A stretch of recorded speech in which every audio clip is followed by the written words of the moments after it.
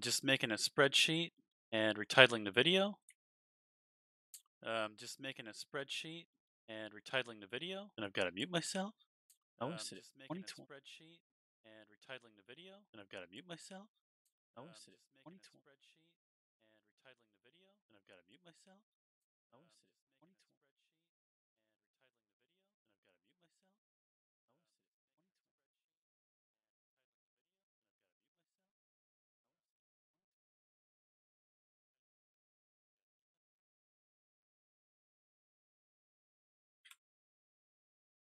2020. I'll get it on my screen in a second. Just bear with me. Just watching. Screen in a second. Just bear with me. Emmett TV.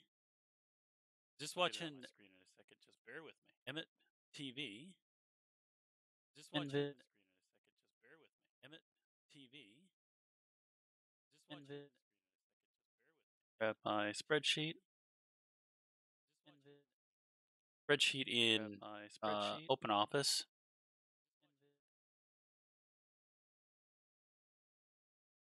Turn on. Well, I want to turn on music, but if I turn on music, the video will be useless, right?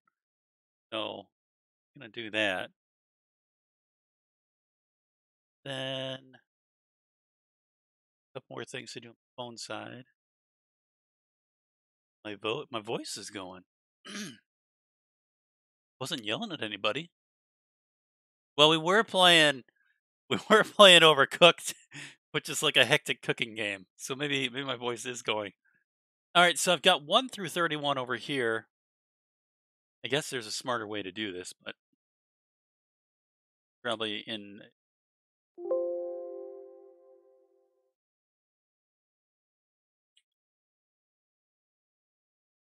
So I'm just going to put it out 3 months. And then this is going to equal random here.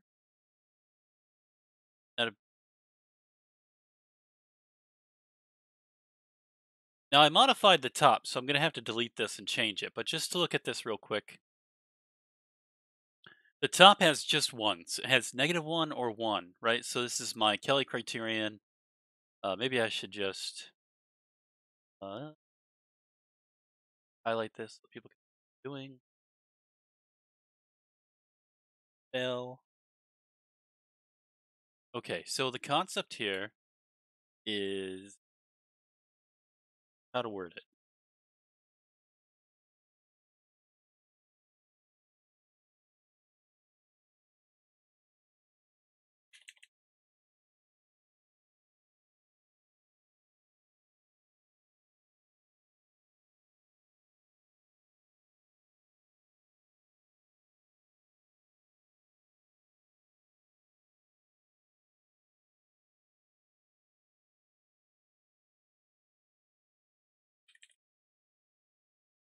There we go. Buying with 25% of account, selling on 50% odds of up 100% or down 100%. It's just what this is. And we're going to just delete contents here. Guess it didn't work. Okay, so anyways.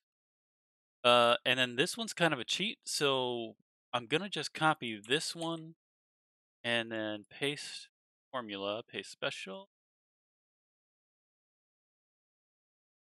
Close. Our formula is random between -1 and 1. Enter. B. Enter. And now it's that. Then I'm going to drag this all the way down. Get a random number. There's no way to get it without zeros. But in reality, there's no way to get it without zeros either. So, I mean, it doesn't matter. But so like we got 2 zeros here. No gain, no loss.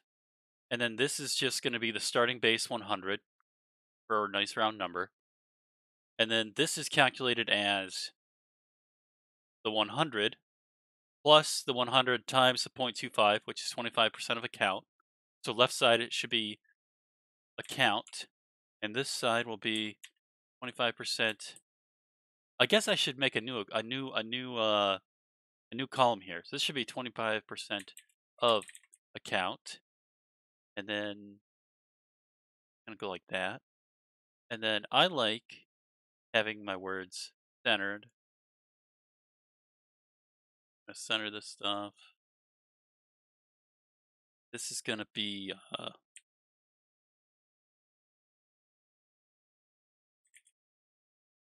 31-day sequences. I'm gonna do it like that. Then we'll make that one wide enough.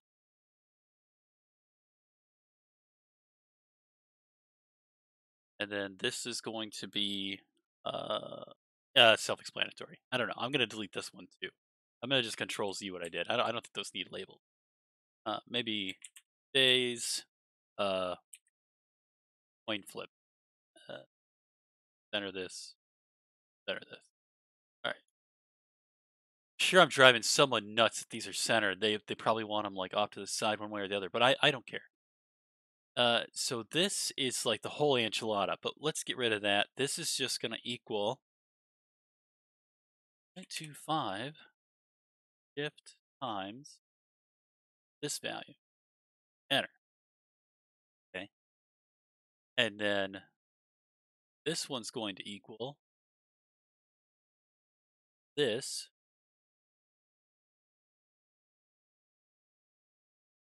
this, shift times number, enter. Okay. And this guy is going to equal that guy, enter. And that's going to be true in all cases, not all the way down.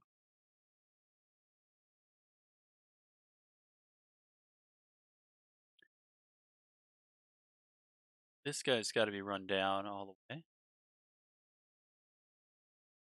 I don't know, quicker way than drag and hold. And then this guy down.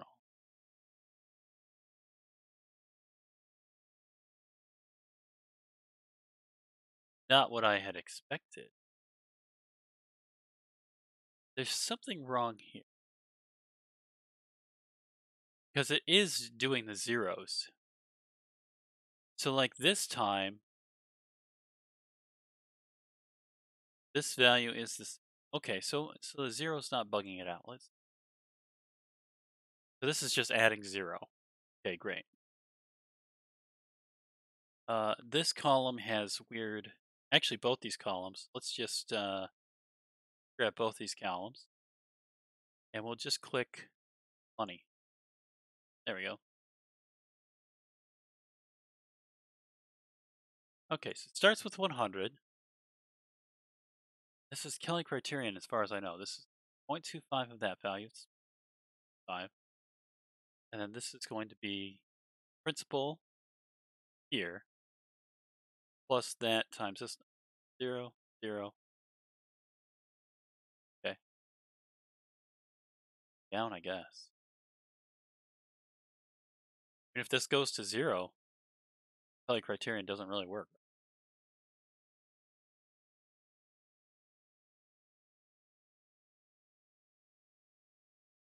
Get 2 of these in.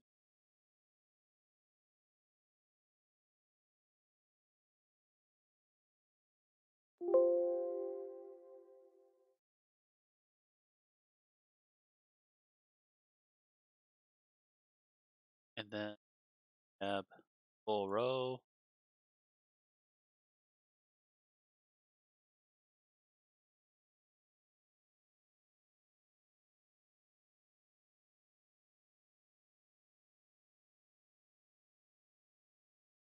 Didn't work. Grab this row. All the formulas in.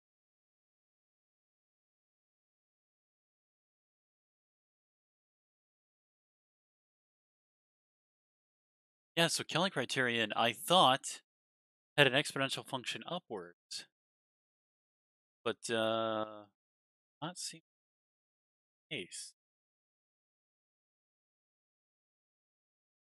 Sure, if we just have an abundance of -1, or if it will always eventually do this. That's like 5 -1. Hope it's not always going.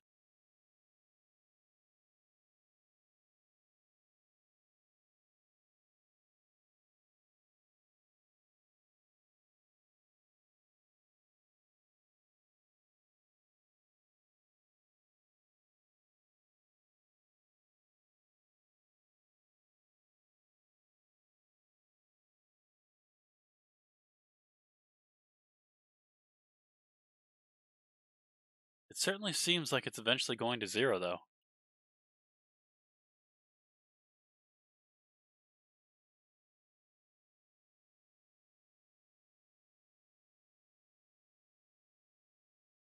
So let's research the Kelly criteria.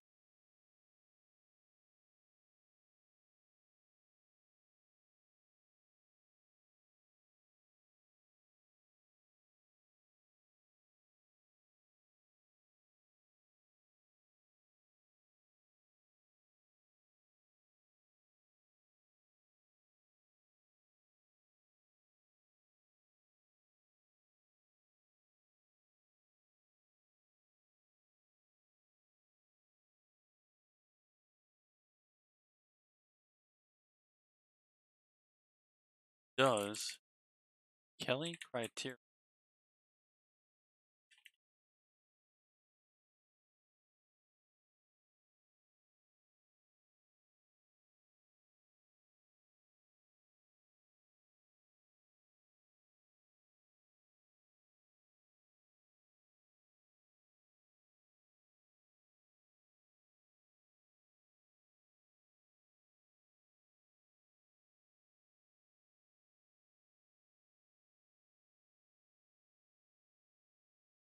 maths?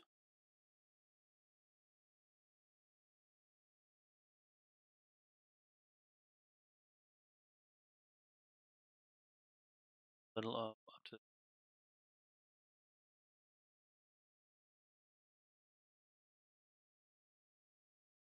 I've never seen a graph like this for the Kelly criterion, though. So, like, if I were to graph this data set,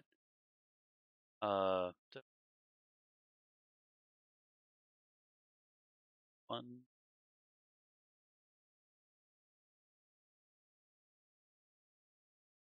down. There's a faster way to do this. I'd love to know it, but I don't know it. That our range go to 71, starting at 9. Okay. I don't know. Let's just see if we change the coin flips if that does it. I don't know. I want to see if it does it twice.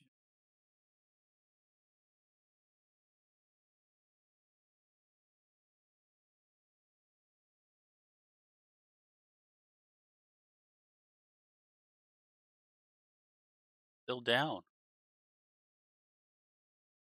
Oh, it got really low there. Got really high. Pretty high here. Really high.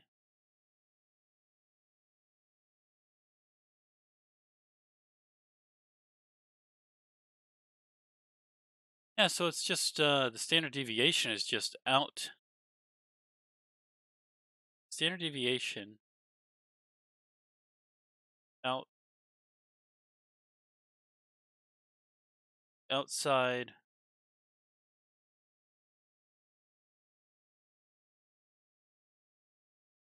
I can't remember if you'd say stable or unstable range, but it's driving it to zero. The standard deviation is driving it to zero.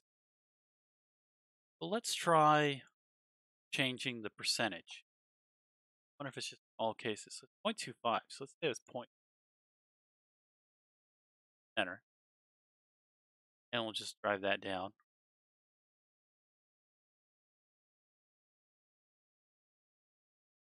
I would imagine it's going to work the same way. It's still 50% odds. Standard deviation should still faster.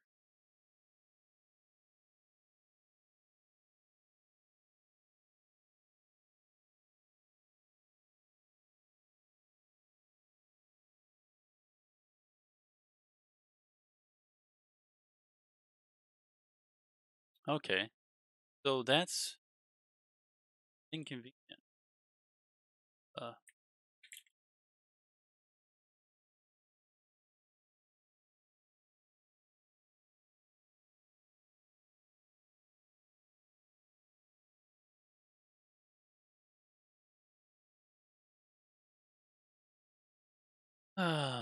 Gambler's ruin is the concept that the standard deviation is going to beat them out.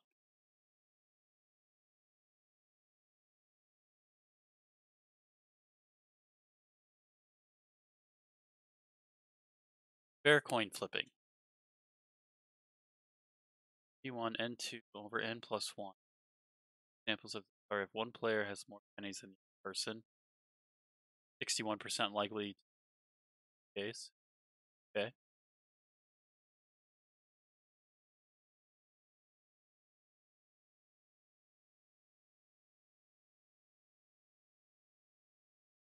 They have the same number of pennies, they have an equal chance of winning.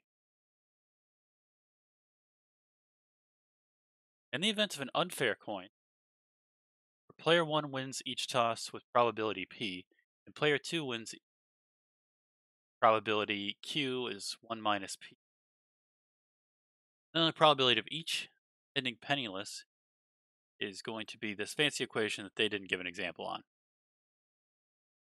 which is 1 minus P over Q, n squared, n1. I don't know what the n's are. I can't really check what that was. N is like the number of flips. The number of flips for one and the number of flips.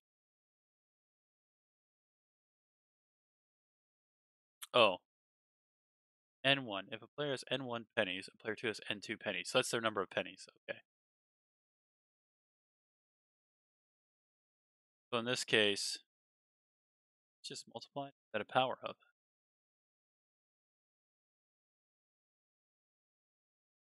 This can be shown as follows. Consider the probability of one player experiencing gambler's ruin, having started with n greater than 1 amount of money. Then using the law of total probability, we have PRN and whatever. Solve for using the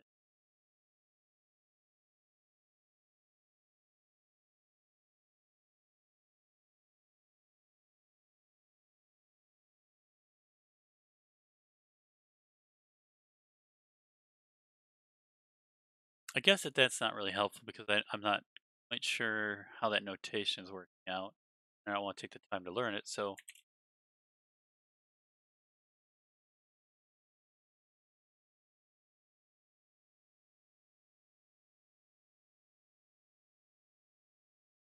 like as far as I know, the only way past gambler's ruin is to be overly accurate.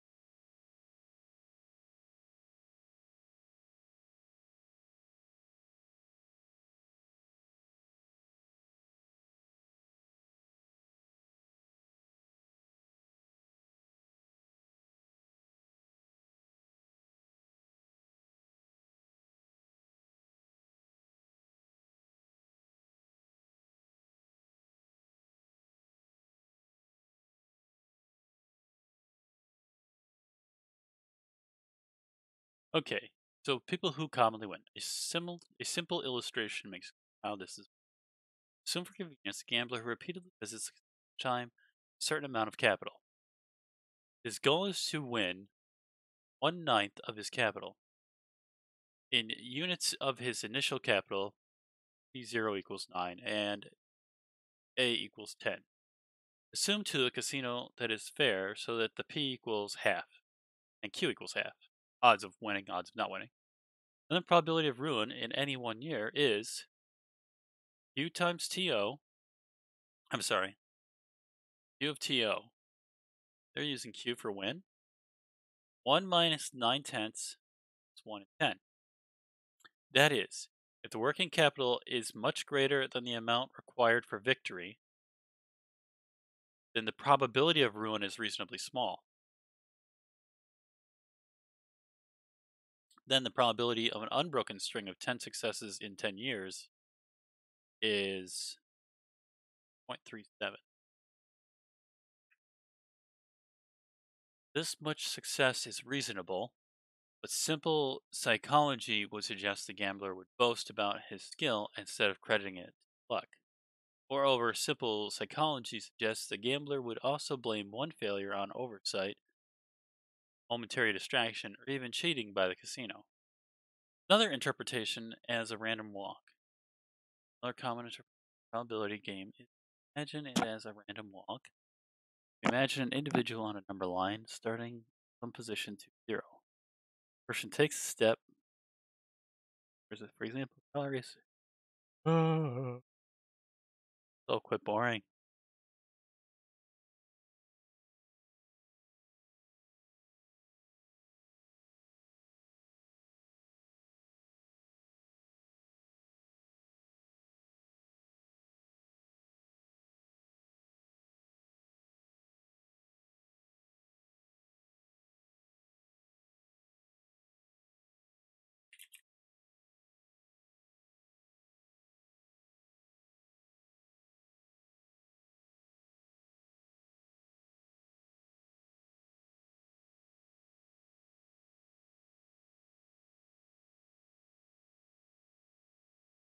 Okay, so I'm just gonna blow this up so it can be read. Whoop. Real problem was posed and answered by the mathematician Blaise Pascal several hundred years ago. Okay, so there's like a question in it, I guess.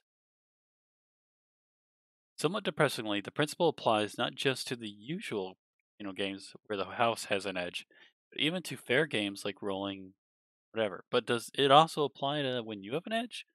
Decided to test the problem using a Monte Carlo simulation on my PC. Range for 100 players, each with an initial bankroll of $10. Flip a coin versus the house. Heads, player wins $1. Tails, house wins $1. 50-50 proposition, and he's at 10% gains. All 100 players lost their $10. Okay.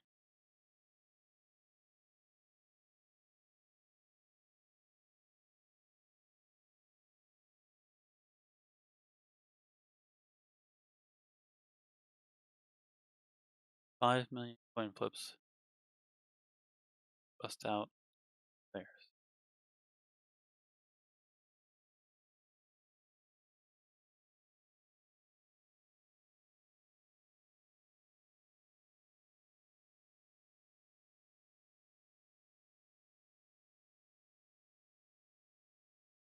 Average player lost 52,000 coin tosses before going broke.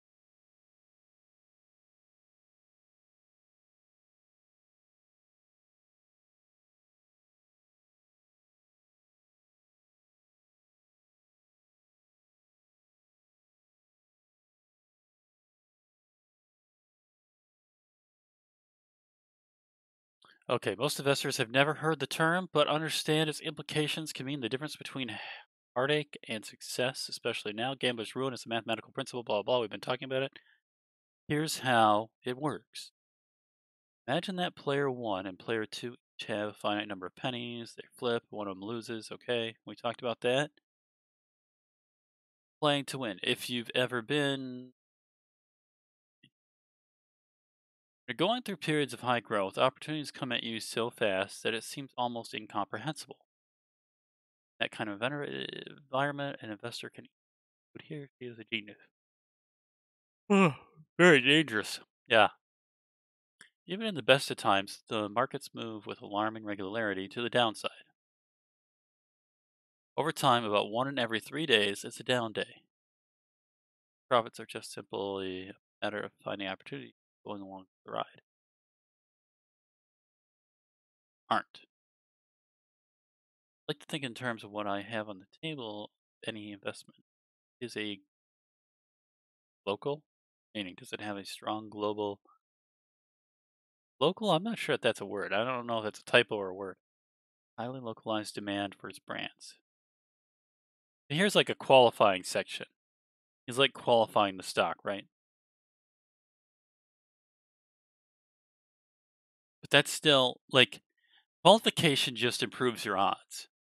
So like the sharper your qualification is, the better your odds are. You're still facing gambler's ruin. Why are these questions important?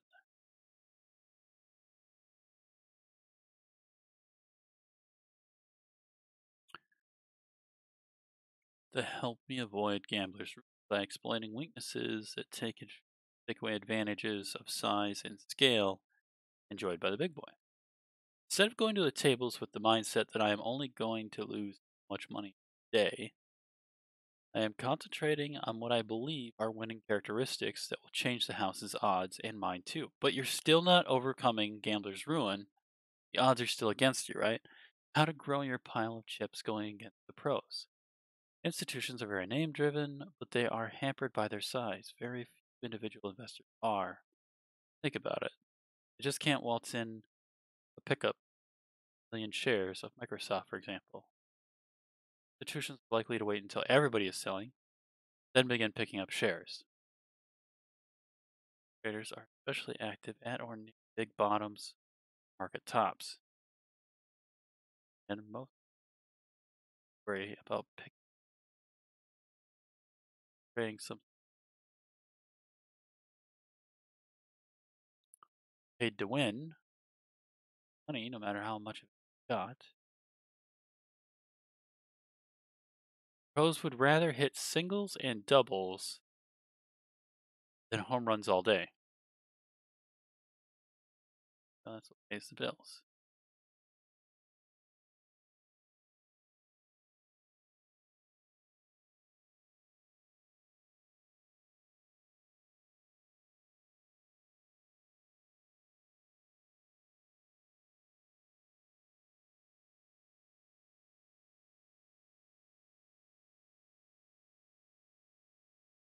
This is a distinct advantage for individual investors because big companies matter, not just in terms of potential, but in terms of being defensive. The big traders tend to stick with their winners. They may trade around them, but most build a core portfolio, then guard it like a hawk depending on their market expectations. Individuals, on the other hand, seem obsessed with the thrill of the chase. Sexy, it's fun to talk about at cocktail parties, and it makes for great dinner table conversation. It isn't until you get into a pissing match with a big trader who is determined to hammer you into submission. Then it's downright unpleasant. Okay, so I don't know what that's about. Four, the old days, institutions owned the markets. These days, thanks to the advent of electronic trading, the platforms are available at nearly every online e-brokerage firm. Maybe seen that way given station. Okay, so big boys count on uninformed individuals making trades at the market. Take away that advantage. Okay, well, not useful.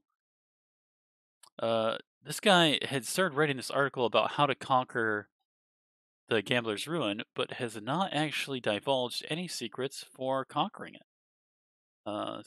Small investors can avoid the noise. For a day like last Monday, markets got carried out feet first. Hard to imagine, but is very real. You refuse to play the game and confine your investment decision making to the criteria such as I just outlined. You're automatically on your terms rather than theirs. The market having. Okay, so this guy, what has he got? Like a doctorate? Because that didn't mean much to me, which could just be an issue with myself. Chief Investment Strategist Money Map Report. Okay, so I've never heard of that company. This is 2012. He looks like a pretty smart fella. Maybe it just didn't make sense to me. Wasn't what I was looking, because it seemed like what his recommendations were basically to improve the odds in your favor, but it didn't have a mathematical reason why that would defeat the gambler's ruin. Because as far as I know, this is the article by that same guy, Keith Fitzgerald. So it's his column being posted multiple places. That is some other dude, but it's blocked in some way.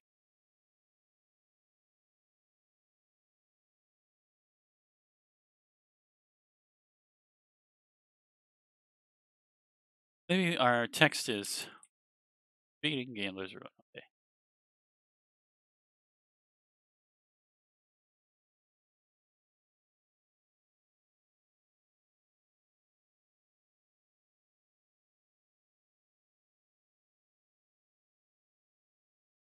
How to beat the bookies.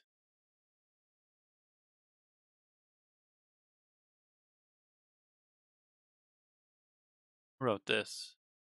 Writer, producer, and director David Pibworth. Doesn't sound like a mathematician.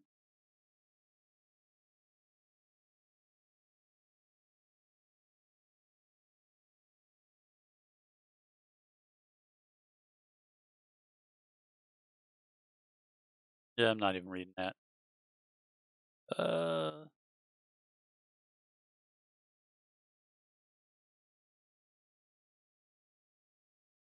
I don't even know if this task can be done.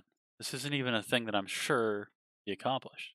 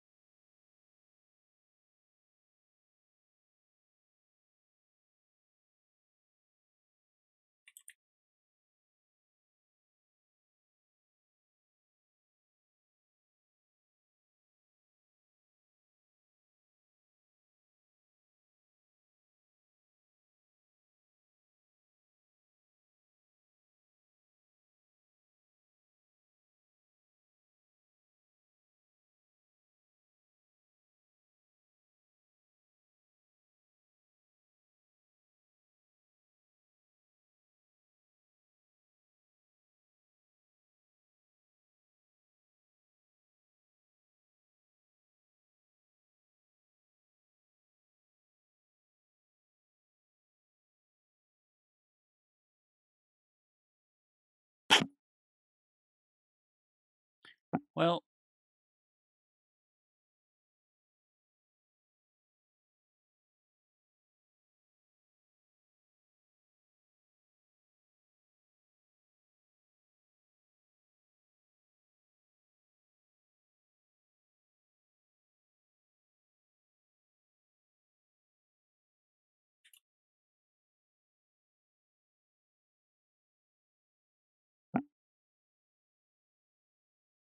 it still seems that I would be trapped inside of Gambler's Ruin even with my current strategy.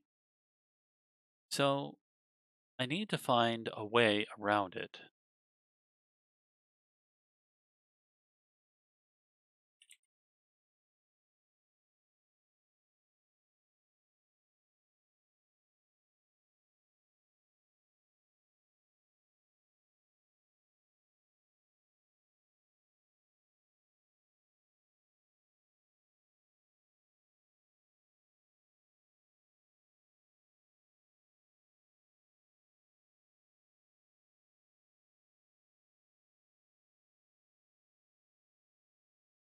Horse racing is a religion in Hong Kong. Okay.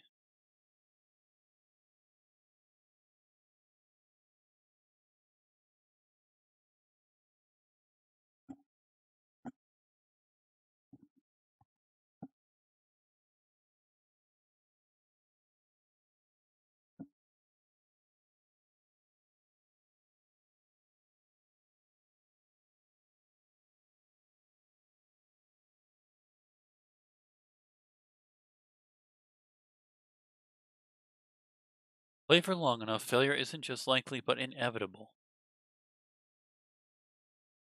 Bet on horses, you will lose. Bartlett, global betting and gaming consultant agency, a year studying the industry. What if that wasn't true? Okay, well, how? In September, after a long campaign to reach him through friends, colleagues, I received an email from Benter.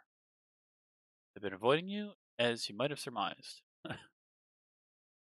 Mainly, he is uncomfortable in the spotlight by nature.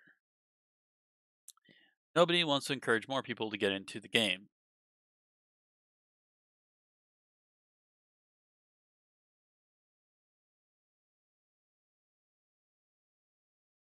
Only one thing Benter ever told him turned out to be true, and it was on the outset of the conversation that he didn't think I'd find anything interesting to write about in his career.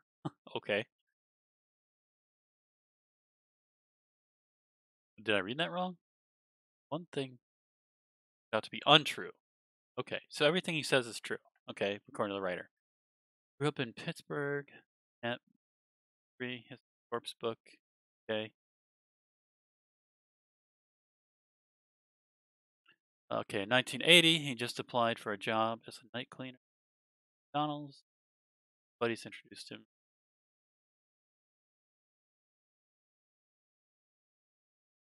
Woods impressed Benter with a tale of fearlessness. Passed airport security in Manila with $10,000 stuffed into his underwear. Oh my god, okay. Card counters craft with discipline. Card counters beat it because they're cheating. It doesn't matter. Cheating increases your odds drastically. You're still, if you're cheating, you're still going to be subject to the limitations, though, right? Am I in? No. Okay.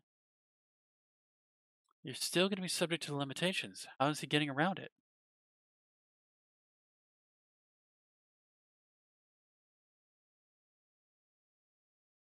$80,000 a year doing cards. Okay. Yeah, he's not going back to college. He's already making money.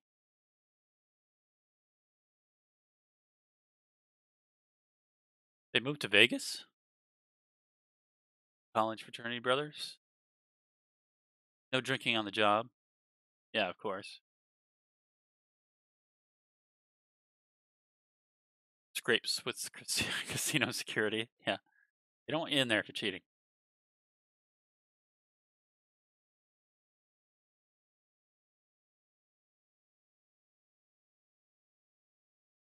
He's supposedly just playing smart, not cheating. Okay.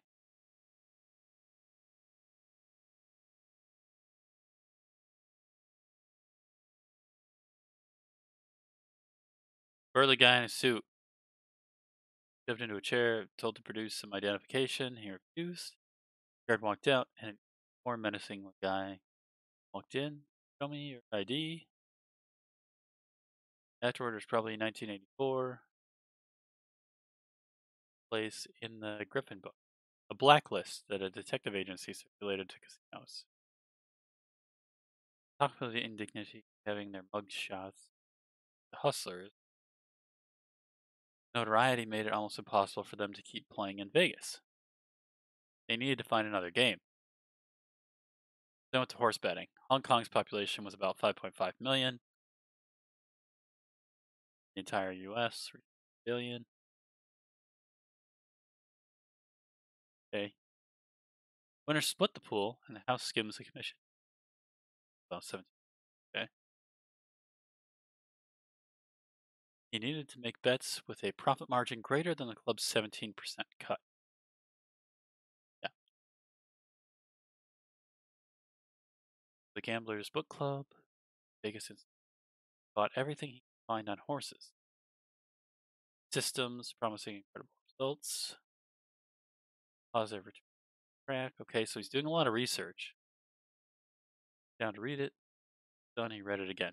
Okay.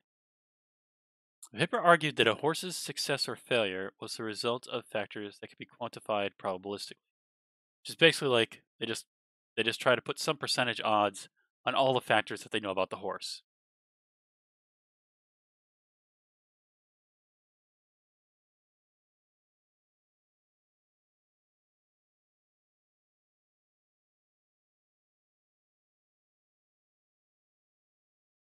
Leonard taught himself advanced statistics. I've taken a course on statistics. I'm familiar with a lot of that stuff. I don't think it would be beyond me to learn advanced statistics. I've already done the weirdest calculus in my software.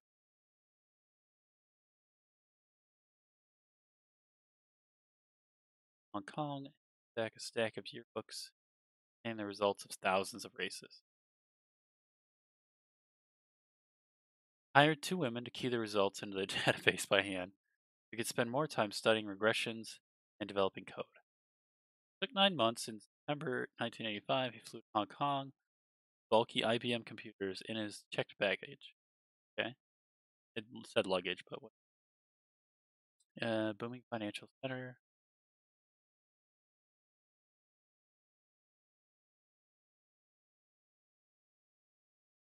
Mega city and Blade Runners Route Towers Week.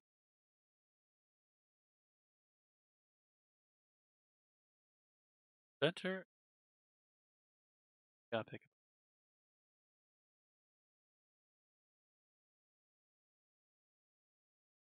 Yeah, so this is Benter is struggling against the same thing that I predict will be an issue for myself. It is an issue for everyone, really.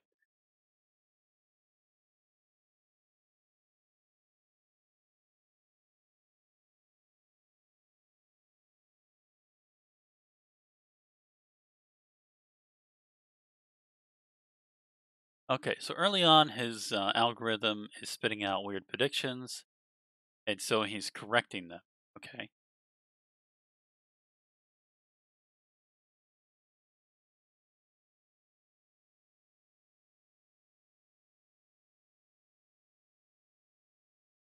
they were professionals. Cheering and hooting were for rude. Okay, this is their job, right? His algorithm couldn't stay ahead of the statistical phenomenon called gambler's ruin, which is what my algorithm is struggling with.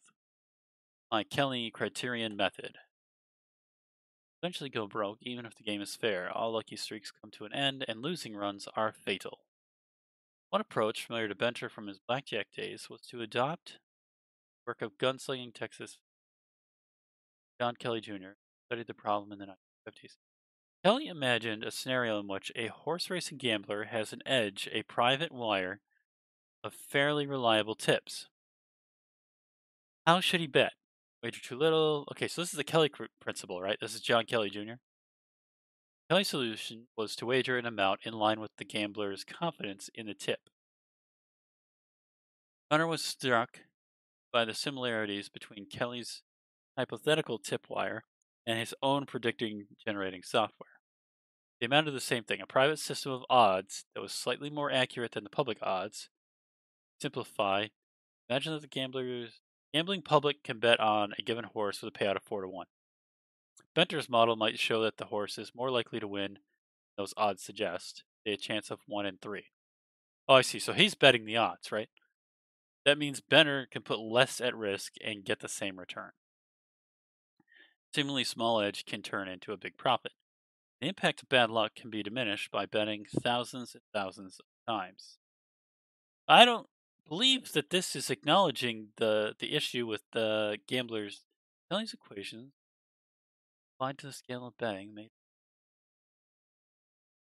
modeling. So I don't know. I guess I got to go back to this. This is 100. This is 20 times my coin flip, right? My coin flip is 50% odds. This is the resulting uh, end value, which gets cycled over here. Okay, and then this one becomes 24. It goes here, and this one becomes 96, 19.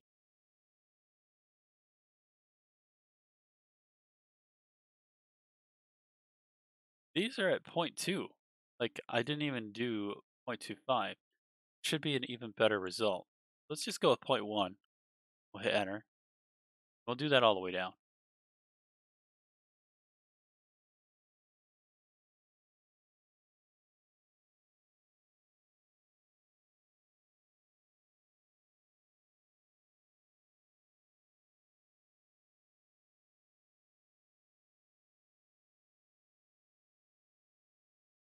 Okay, so I'm just going to sum this.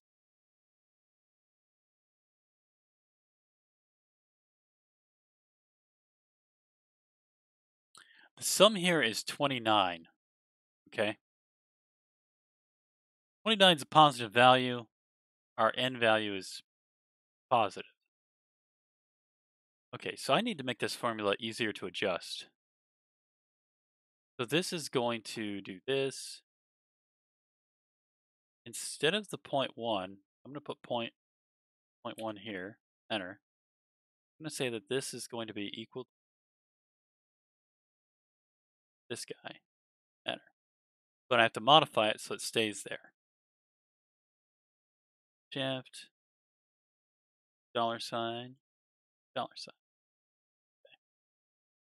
And then I'm going to stretch this down.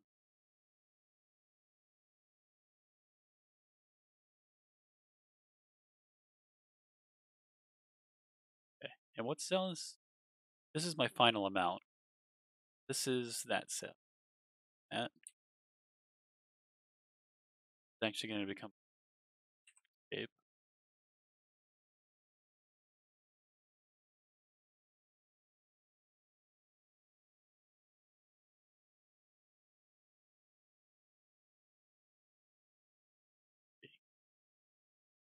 Okay. So that's our n value. And our start value is 100. Okay. Guess I don't need that there. It's not going to serve any purpose. Okay, so we'll go 0.25, enter, lost money. 0.2, enter, gained money. 0.1, enter, gained money. 0.5, lost money. So the optimal in this case seems to be 0.1. But if it is 0.1, it should be just a slower rate to 0, right?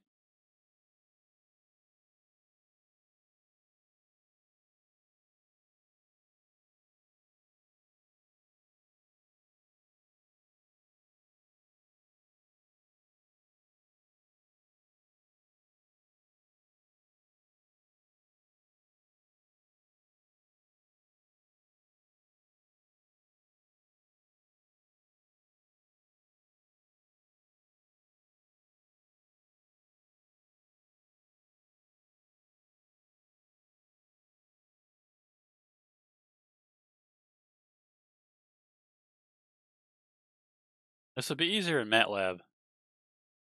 Yeah, so it took 2,000 iterations for this one to go down. So let's say that this equals a sum from 0 to 2,000. Uh,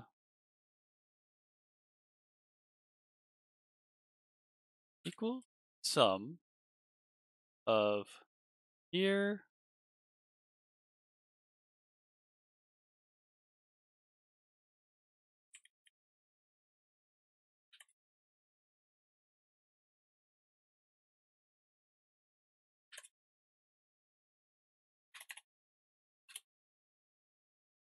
31.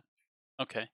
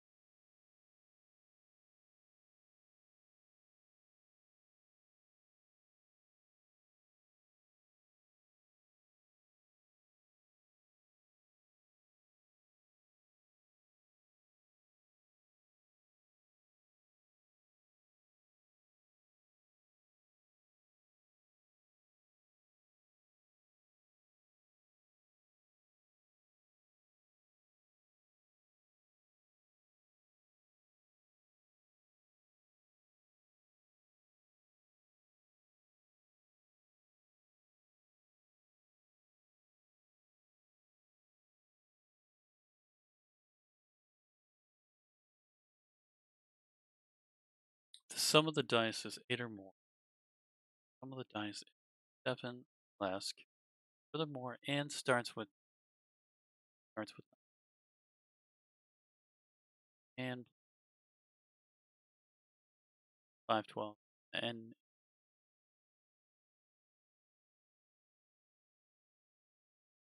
that there are 36 dice.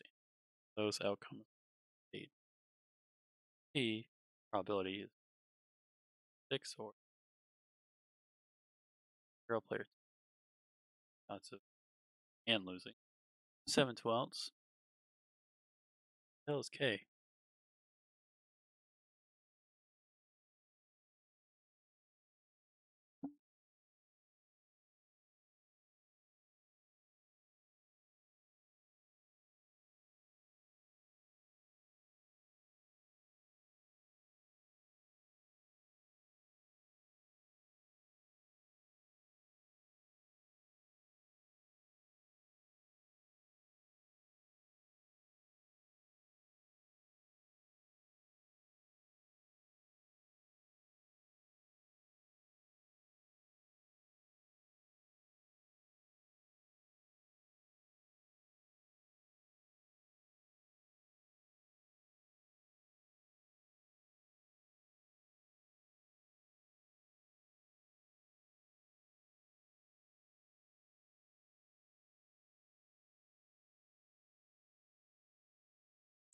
Bold play strategy. The Gambler's Ruin suggests that if the game is subfair, one should bet one's entire fortune. Now, if you are trying to reach a certain target, there is no reason to bet more than necessary to reach the target. For example, fortune is $75 and you want to reach 200, bet 75, but if you want 100, bet only 25. No money left to try again if not. Find the bold play strategy by okay, so that's just a name of a method. Probability F.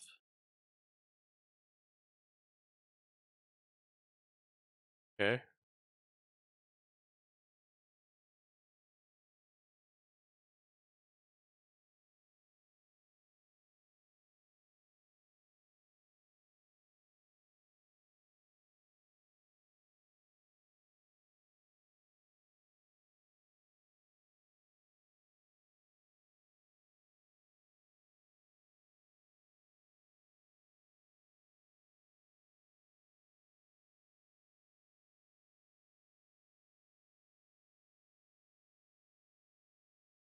Okay. Dylan Lewis asks, or sorry, Dylan Lewis. Nico asks, explain if how options trading is different from gambling, please. JP Bennett says, great question. Definitely something that I believe kind of like a misnomer with options. People tend to think that these are instruments that are in the market who are in Wall Street or whatever create a lot of wealth, but anybody else who tries to use them get hosed on Wall Street get into a lot of trouble. Basically, it's just like with investing stocks. Biggest advantage that individual investors have is their time horizon. You try to day trade, give up a lot of that advantage, and really, it's going to hurt you over the long run. Same thing with options. Trade strategies are basically try and trade in a way that is very similar to gambling. Get a home run in one of your first couple strategies, really set. But otherwise, you're going to end up with no money. Or you can do what we do. In options, target consistent winners, basically creating a diversified portfolio of option strategies, generate income and long-term capital gain. Do it a much safer. No, it's complicated. Okay, so basically we do that in terms of how we structure. Doesn't get into for Jeff Fisher, he has a 94% success rate in terms of all of those strategies finish generating. Jim Gillies, it's 87%. So more often than not, we're making money on an option strategy. So we're go to those success rates. Let's fill me in. Okay, so he's just saying that they're trading things with really good odds. Okay. Plunge from Broader market.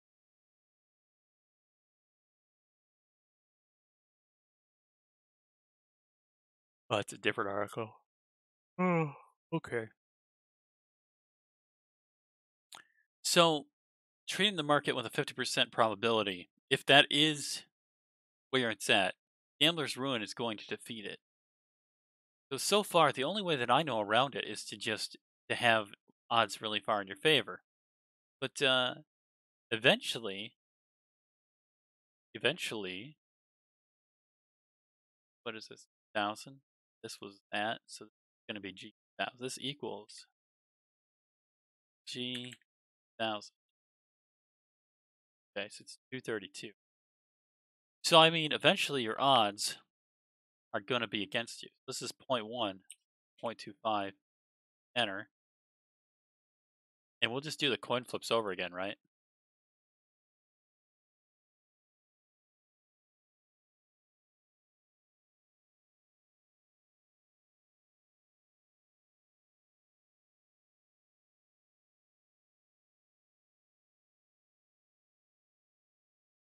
I wish that I had written a mathematical formula here rather than just doing it iteratively, but fine. There.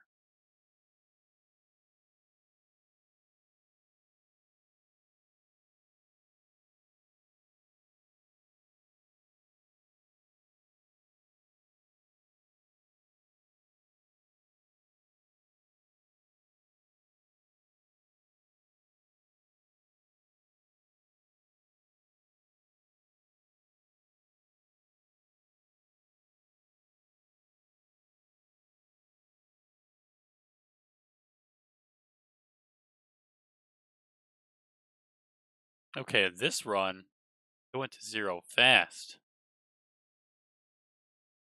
There were a lot of negative ones. Hey, look at that. Right off the bat. Boom, brutal.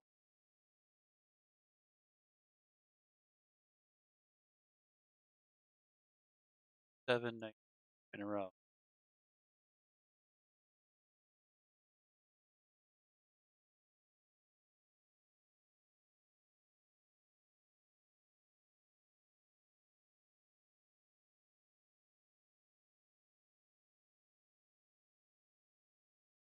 What if this equals a random number between -1 and 3?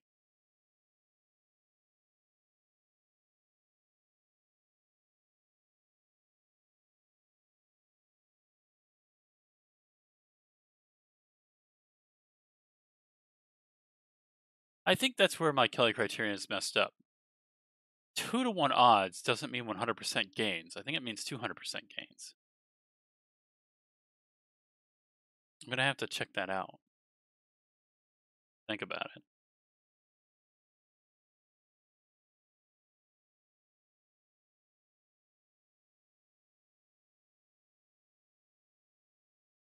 Yeah, 2 to 1 odds. You put your bet down and you get 2 more. Yeah, so it's 200% gains. So that's the difference.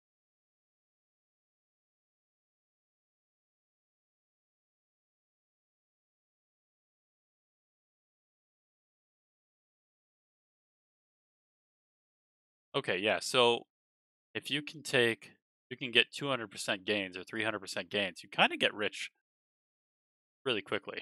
Like really, really quickly. Okay, so let's just that's where it was. I wasn't on the Kelly criterion. Okay, so Control Z. This is a coin flip. Going to be yeah. So it's -1 or 2. So at some point here, this value is going to be an acceptable value where it always would go up. And so I think that might be at 0.5. Enter. And then yeah. So this number is just going to be huge. Yeah. So I wasn't on the Kelly criterion because I was doing it wrong. It was -1. So I need a function that lets me. Okay, so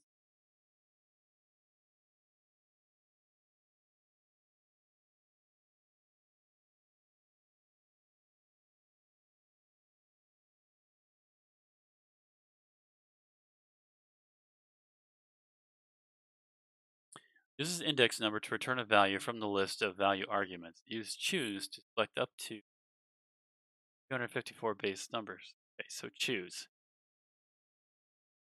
Try choose. Back to the spreadsheet. And we're going to go with function,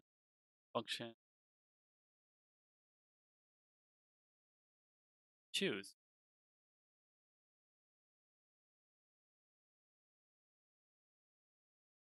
Logical. All.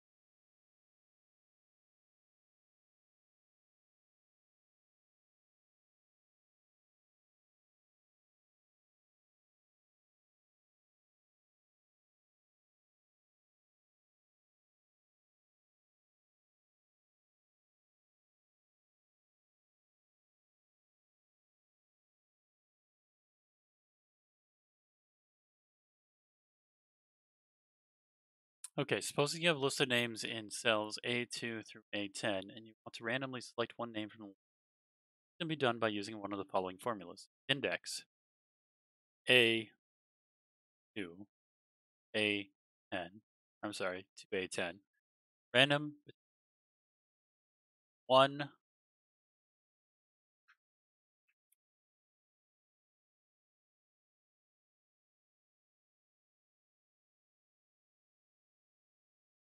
Okay, so that's how you get it.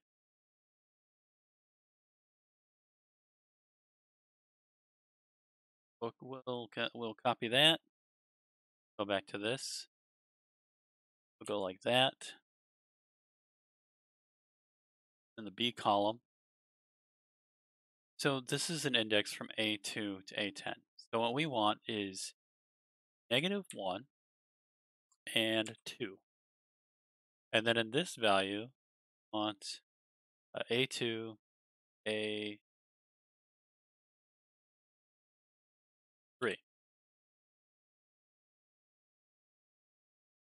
This will be A.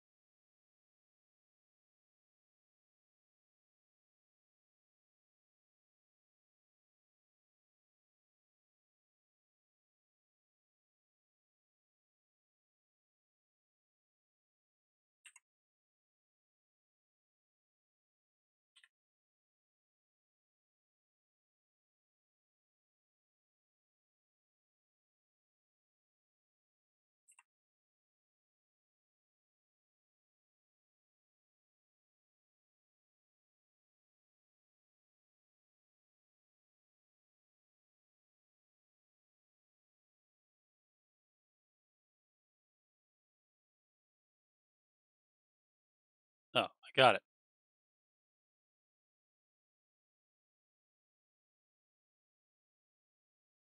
Okay.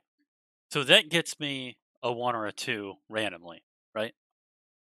So now, now this is going to get really ridiculous, right? Because this one, this needs to be 1 or 2, but this should actually be -1.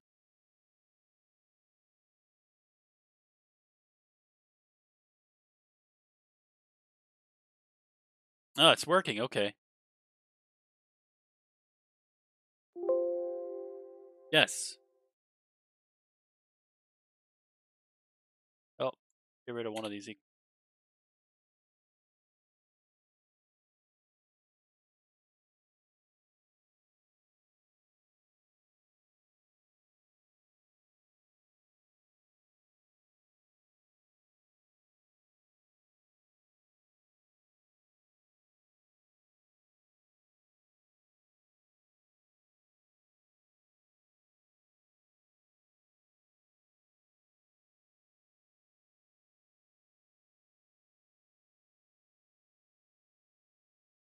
Okay. So now it's the true Kelly criterion. Now it's been defeated, right? Because it's just sloping upwards always, and it doesn't care. It just keeps going, right? So it looks like if you started with 100, let's just start this at 400. Let's start at 300 because I think that might give me a little bit better idea compared to what I'm using right now. Well, let's go with 360.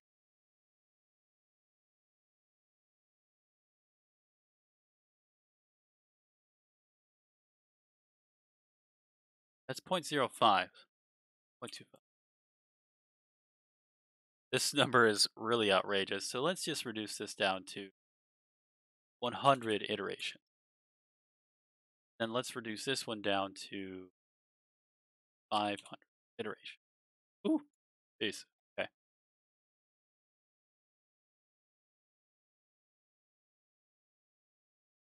Okay, so let's try to find the Kelly criterion. Really?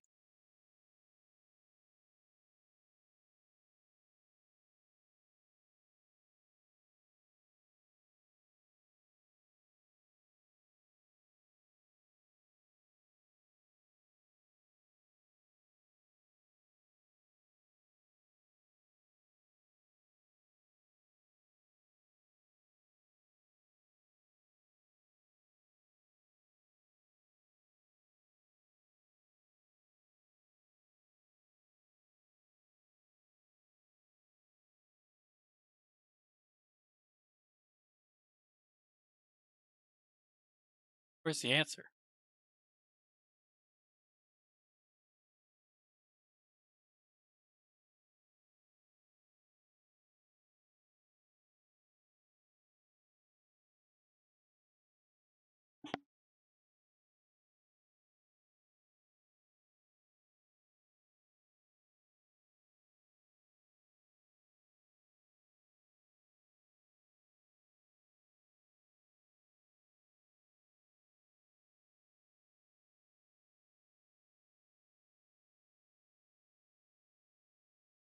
You have no advantage. You should not bet.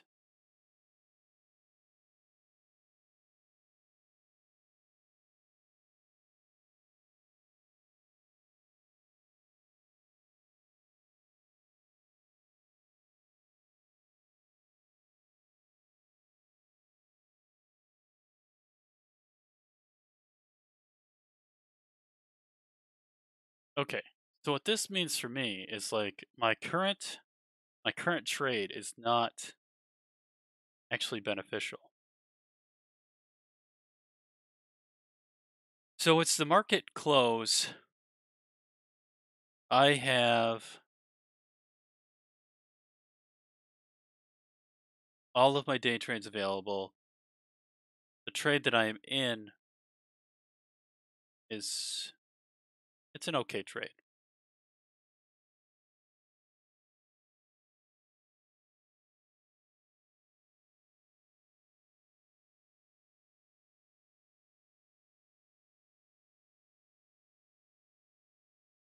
Holy shit, what the fuck?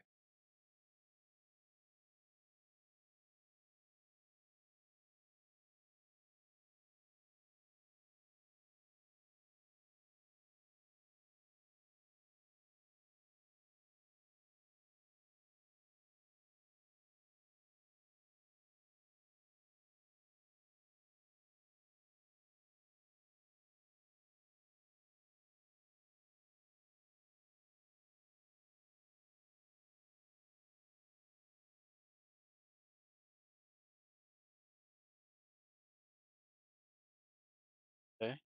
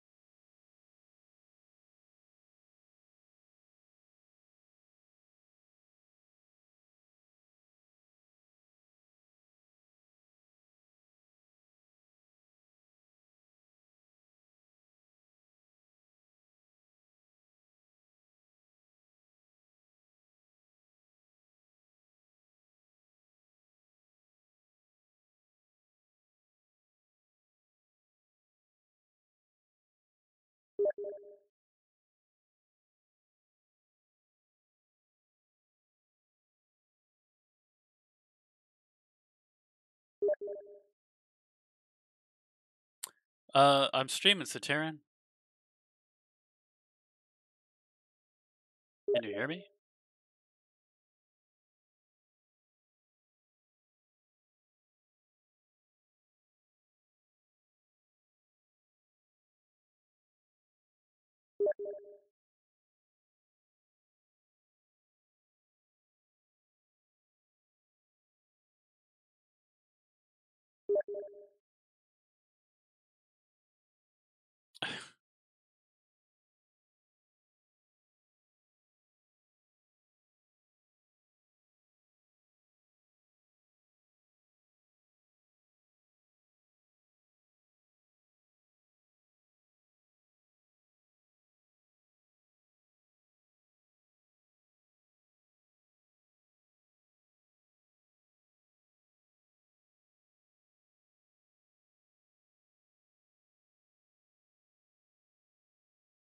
What's up? That's funny.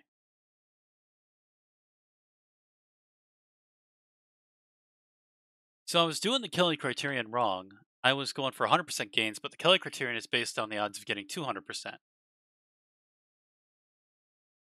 So I've been selling too early, or I've been investing too much.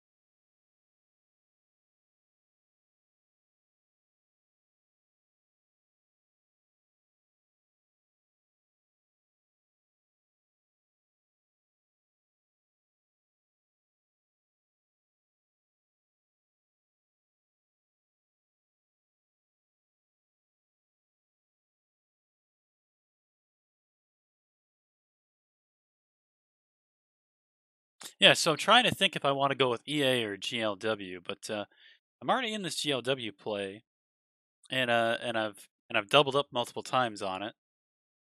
So I guess I'm going to let that ride for today. But I was thinking heavily about just dumping and then switching to EA.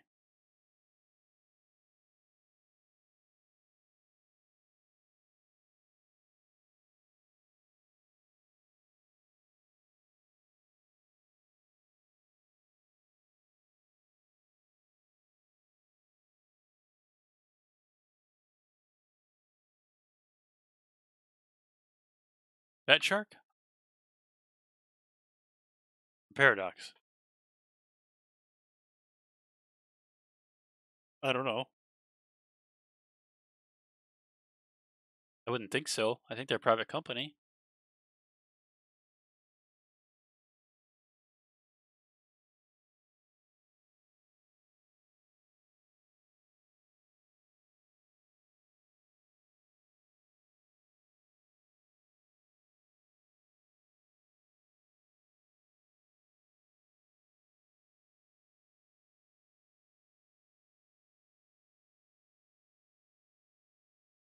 Oh, it is? Is it on the NYSE?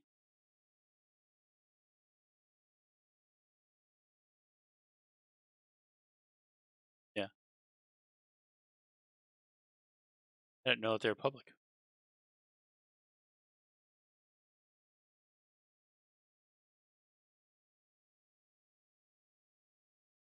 Where were they at before the crisis? Oh, okay. Oh, yeah.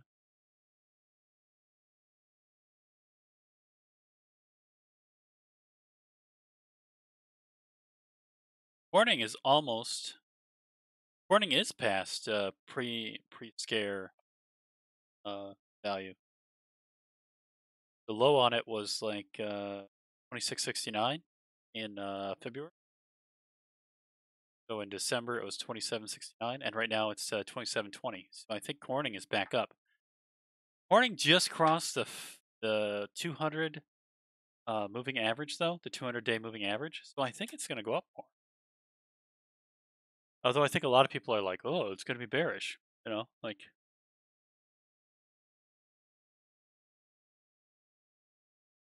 no, I don't even know what that is. I've only been trading GLW. I haven't even watched that Asian guy that very much. I mainly watch Emmett TV, Dre trades, and then when his stream goes down, then I switch over to mine. The guy's got a crazy amount of common sense. Really great. He's very honest, very sincere, authentic, truck driver. He taught me things about options too. Like he does a lot of verticals. He does more complicated option plays than I do normally.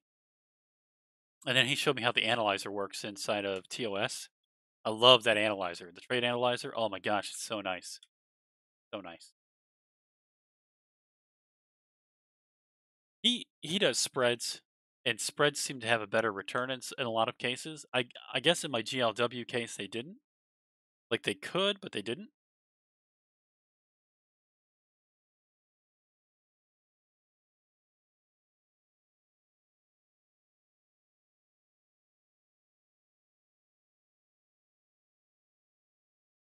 Oh,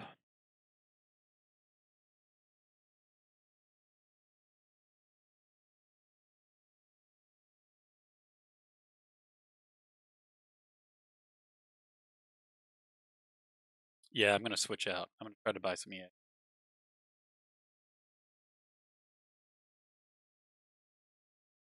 Oh, it's not gonna let me. It's gonna cost too much. Should have done it earlier.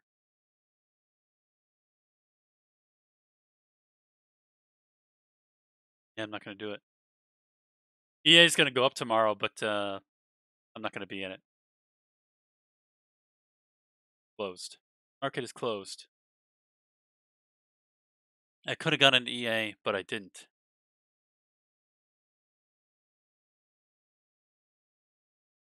Why?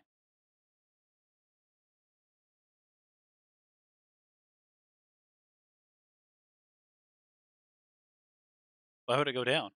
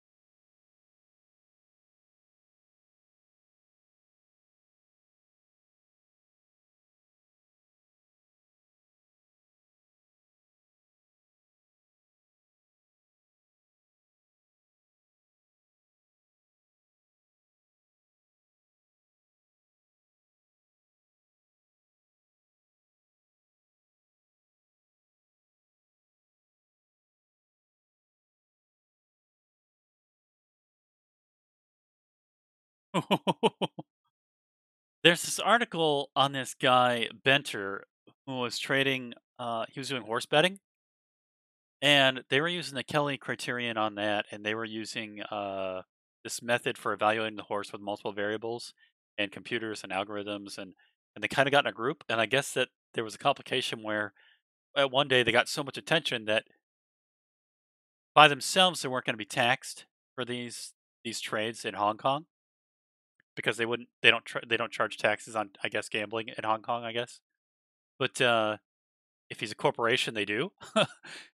And so, like, because some of them are working together, uh, and he was paying people to do things like deliver the computers and stuff, that then it became questionably a corporation.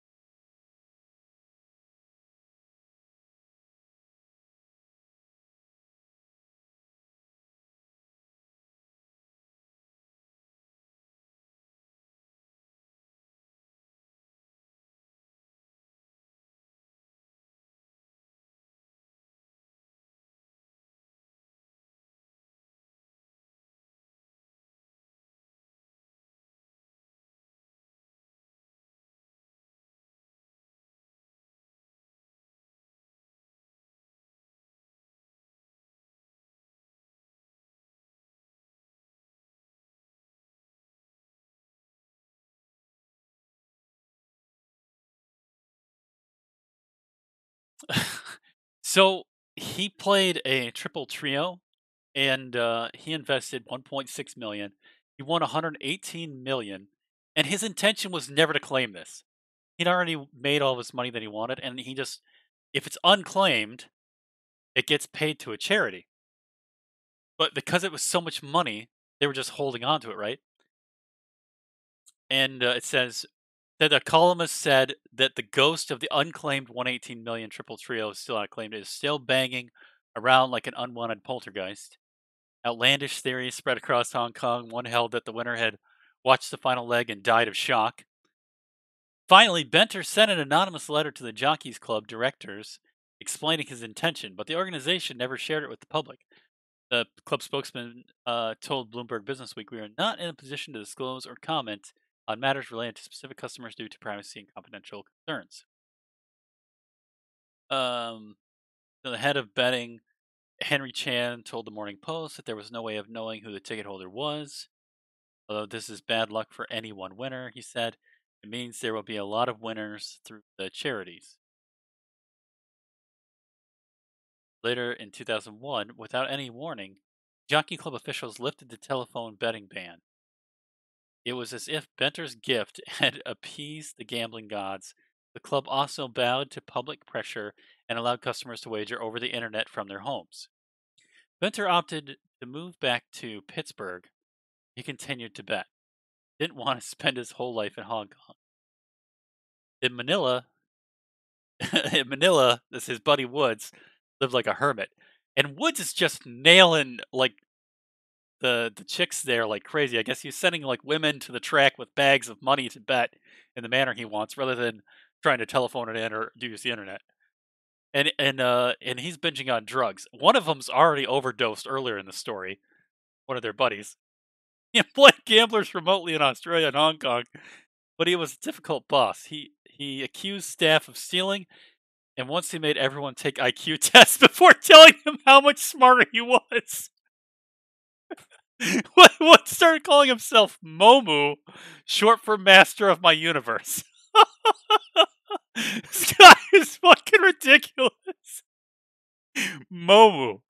Oh my god, it's fucking great. Find the real business world to be a lot more difficult than horse racing. In December 2007, he sent a letter to Business Review Weekly, an Australian magazine, asking to be considered for its rich list. I had planned to delay my hope for inclusion until I could make it into the top 10, he said. This story just keeps giving. It's like ridiculous. Her, as of today, it does not appear I will live long enough. Woods had been diagnosed with cancer. Oh, fuck. He came back to Happy Valley for treatment. The Hong Kong Sanatorium and Hospital was within sight of the racetrack. Oh my gosh, that's nice. He spent his final days beating his friends at a Chinese card game known as Kordai D. and died in January 2008 at 60. Oh fuck, died at 62 of. My dad died at 64 of cancer. Dying in your 60s of cancer. I'm 35. Like the clock is ticking. I gotta pump some fucking kids into my girlfriend, or like shit's not gonna happen for my legacy. Interviews with Woods. I mean, I don't know. I mean, that's only 25 years, and the kids are adults at 18. Like, if you want to see your grandkids, if you want to have any chance of seeing your grandkids, I mean, I don't know how long you're gonna live, but I probably live to that 60 something year. My dad lived that long. You live about as long as your dad, maybe a little longer. So, how old's your dad? Yeah, you're gonna beat me. Like, you're already 66 is longer than what my dad lived. So I'm thinking,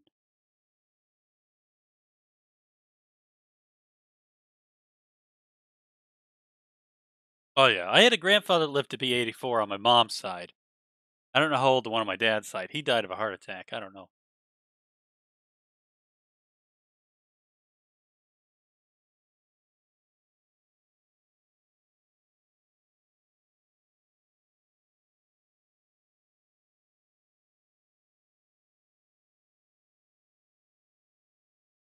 Woods left the bulk of his estate to his two children in Australia and gave token sums to various ex girlfriends, including one who claimed that he fathered her child.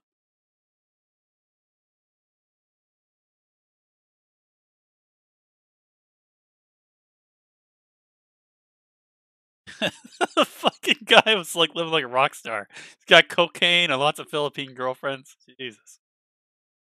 Gambling, Benner told me in a Pittsburgh office, has always been the domain of wise guys from the wrong side of the track.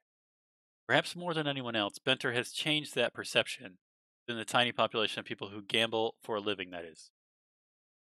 By the time he moved back to Pittsburgh, he'd inspired others in Hong Kong to form syndicates of their own. In response, the Jockey Club began publishing reams of technical data and analysis on its website to level the playing field. With a little effort, anyone could be a systematic gambler or mimic one.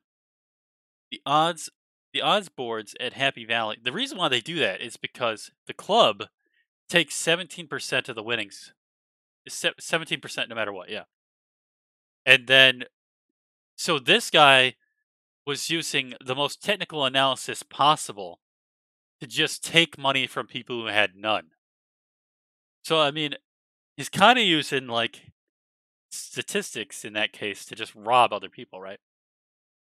Which is kind of what anyone is doing on the market too. Like if you're doing the trade, the stock market's kind of like doing that, right? Now, fortunately, there's institutions, and you probably won't feel guilty for taking money from institutions. But at the same time, it is a zero sum game, right? Not no money's being produced, not being generated.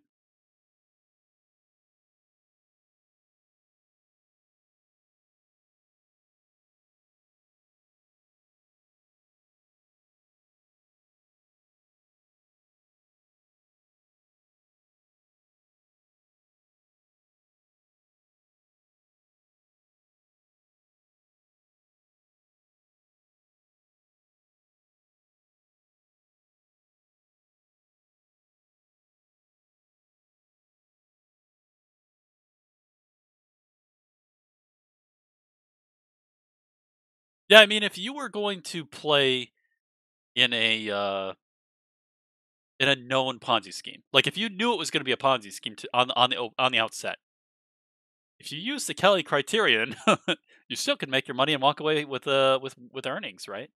The only reason people lose money on the Ponzi schemes is because they bet everything, right?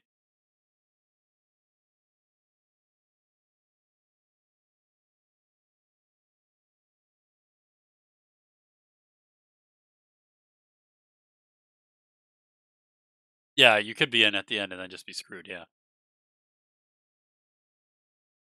but you're talking about a scenario where you get in and get out or whatever, right? But I was talking about a scenario where, like,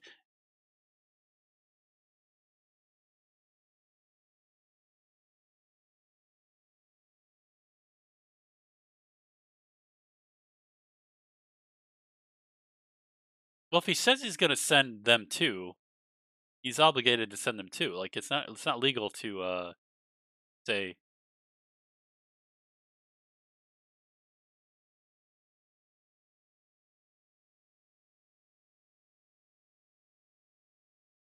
Yeah, I think they could. I'm pretty sure that there's laws against those kinds of scams. Ponzi scams are illegal.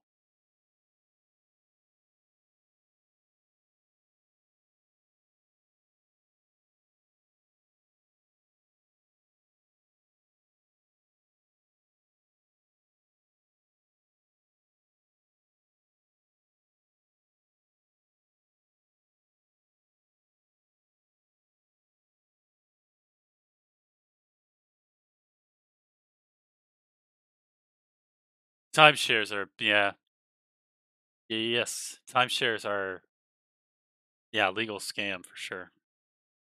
People just sell property like way more than people need to buy property. It's kind of ridiculous.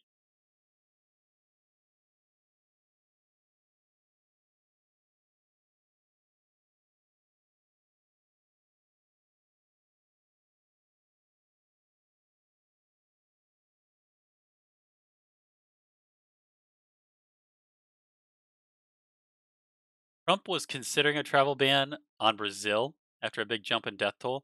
Dude, it's too late for that, Trump. It's already here. The whole U.S. isn't just looking like chickenpox now. It's just one big red blob. It's here. Blocking travel isn't helping anyone.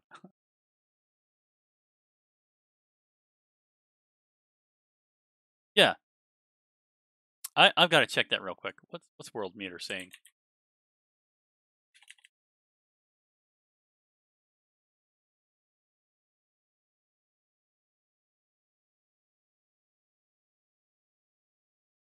Oh, only 400 now.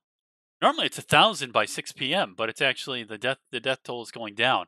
I expect it'll go down for the next 3 or 4 days, but I think on the 14th, it's if it's legit on the 14th of this month, it ought to be super high, and it should just climb rapidly toward the end of the month. Like that should just be like a catastrophic number, like 3,000 people a day by the end of this month, if it's real, because the riots started about 7 days ago, and so the 20 that's when it opened up, right? You're talking about the 14th is when, like, I think it really should spike up because I think the opening is was on the 31st for most states. Well, on the 31st, most states were open, is what I mean to say. Not that they were all that they were opening that day, but they were most of them were open on the 31st. But the riots started uh right about then, right? Yeah, the riots were all last weekend. Yeah, you're right. So the 11th, I don't know. Let me look at this. I mean, you're going to see increased numbers on the 11th for sure. But the 14th, if I remember right, the 14th was when I thought the opening, because I remember seeing people were just out and about for uh just because it was open. They were just like all around. Oh, that's what it was. That's when the protests. Well, what the hell's going on? Got the dates wrong? When was the protest at the different capitals for opening up?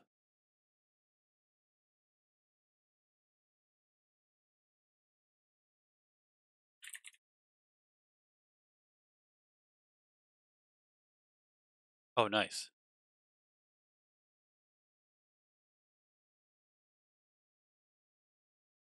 So there were armed protests in Michigan the 14th of last month. So we should already be seeing those numbers coming up because the virus is lethal after 14 days. Like if you're going to die, the 14th day is the day you die.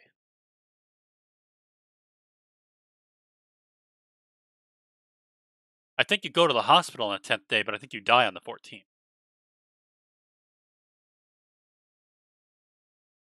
But I mean, I'm trying to recall something that I read in February, right?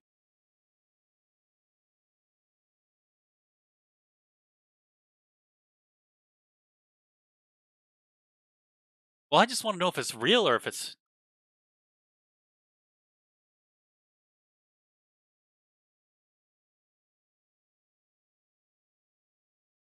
So for myself, I just want to know if it's real because I'm very worried about my grandmother and I'm very worried about my mother. Like, concerned that they're going to die from this thing.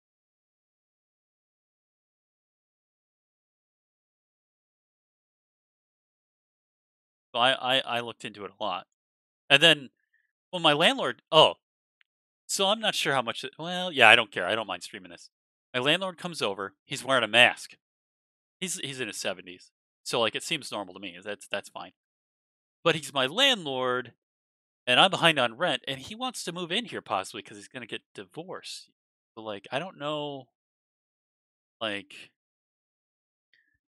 I mean, I hope he doesn't have that happen. Like he hopes he doesn't have that happen, but he asked if he could move in. And I was like, "Yeah, like he's been cool to me, whatever." But in the back of my mind, I'm like, there's a possibility he just wants to move in so he can more easily kick me out when that time comes, when like he's going to be able to do that. So like I've got to get out of here or be able to pay rent uh this month. Um so because the first he could just evict me, right? That's when the my state is allowing evictions again. I'm not sure. You never moved in with a renter before, did you, Sataran? Yeah, it seems like why the fuck?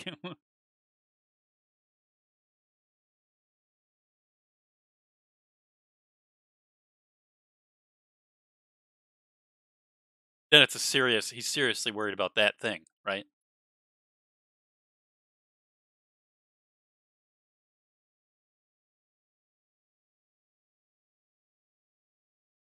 Oh, I don't think that's the case because he's talking like he's just. I see. I don't know how to read it because I know he has a place that he stays most of the year in Florida, right? And so I don't know why he doesn't go back to Florida.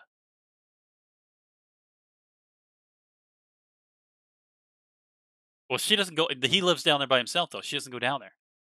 The past I don't know 10 years or something. He's just been going down to Florida. Yeah, so I don't know what they have going on either. Yeah, I don't know. I know that they're arguing right now, but yeah, so I don't know. Yeah, so I've never heard of a landlord moving in with a tenant. It's unheard of to me.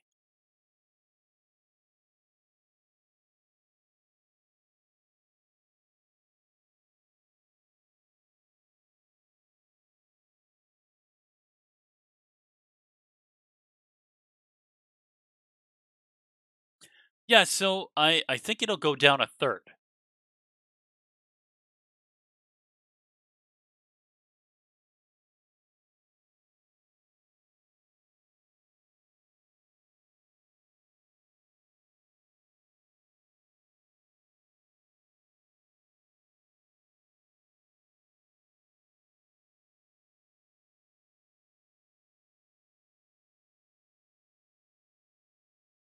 I'm not doing anyone's laundry. No. Oh yeah, he's cleaning his own stuff. I don't do that for anyone. Well, family members, I don't mind doing like dishes at family members' house. I never mind that. I kind of hate doing my own dishes, but if I'm at my mom's house or if I'm at my aunt's house, I don't. I've never done. I think I might have. I would just feed her horses and like clean up after her horses. I don't think I did anything in the house at my aunt's house. And at my mom's, if I start doing dishes, she starts doing the dishes and kicks me out of the kitchen. So like I have the intent there to do those dishes, but I end up only doing like a few before like I'm stopped.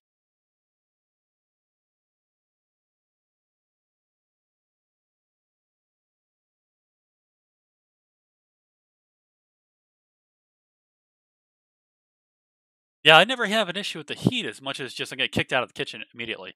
The last time I was at my grandmother's house, when I opened the refrigerator, she snapped at me. But she was really upset. My father just passed away, so I kind of attribute it more to that than her being actually upset that I opened her refrigerator.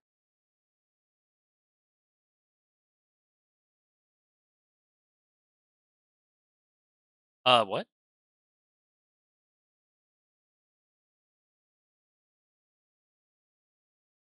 Well, there were people over. It wasn't just her and I. So I think she just didn't want anyone seeing in her fridge. But I was like, I mean, it's your fridge. It's going to have food in it. It has food in it. Like that's how fridges work. Like I'm not sure if she thinks about it differently. She must because she got upset. Yeah, that's why anybody knows she's drinking when everyone's around. No, she doesn't drink. My grandma, I don't think she. No, No, I'm not questioning it. I was thinking about how my aunt had a drink one time, and my grandmother was like, "Really, you're doing that? I'm so surprised." And I'm because my family, certain members, I would say like 2 to 3 members of my family are extremely passive aggressive. Okay, and like, uh,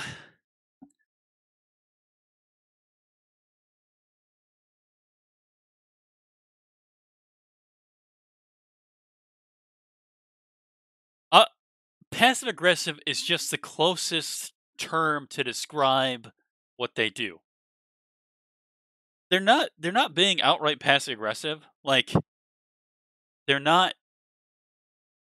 It, I'm trying to think of a good example. Like if I come home, my grandmother doesn't like that I had put on weight last time, so she would make a couple comments once in a while, and not like different comments, but the same comment multiple times, like, "Oh, you've put on weight," and then like the next day, "Oh, you've put on weight." Like, yeah, we talked about this yesterday. I'm glad you're bringing it up again. Which by the way, I've lost 25 pounds. Like, I just want to say that because I'm so happy about it. But when the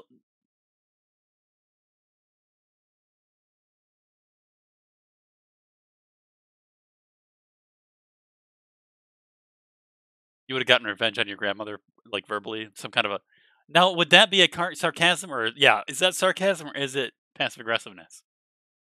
It's kinda like in between, right? Okay. Yeah. So I mean, it's somewhere in there. It's in that gray area for sure.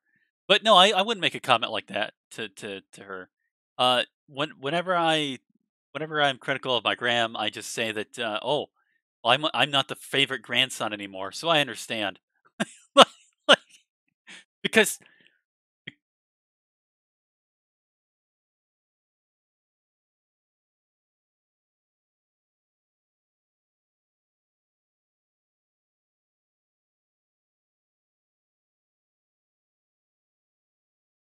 yeah. Yeah, I don't know. I mean, it's really tough. Like they're really nice and sweet, and they're someone you love. But at the same time, you're like, oh crap, are they gonna punch me in the fucking feels again today? Like, what's gonna happen here?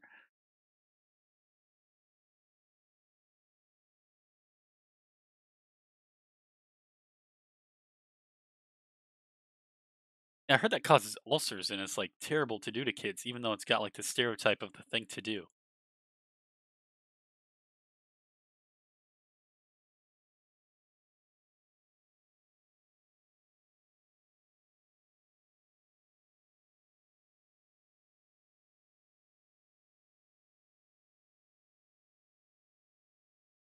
Okay, so I'm looking at the numbers for the USA. I wanted to see a graph.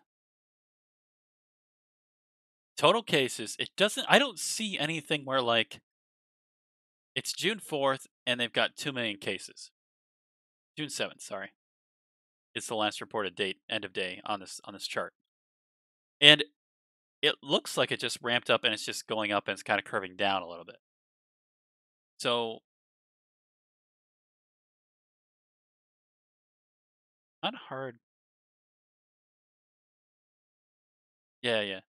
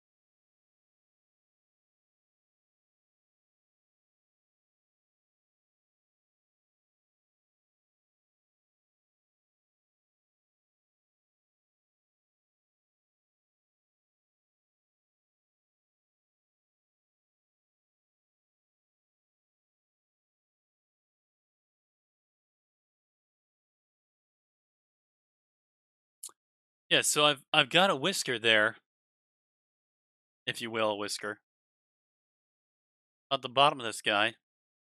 Got it. I think he's gonna go up.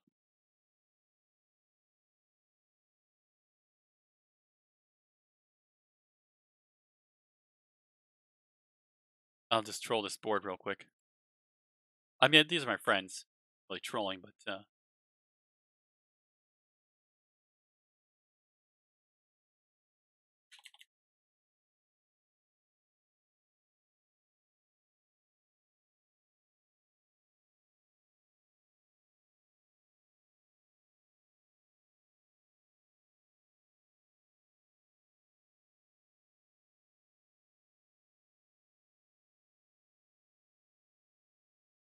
what was he gonna do?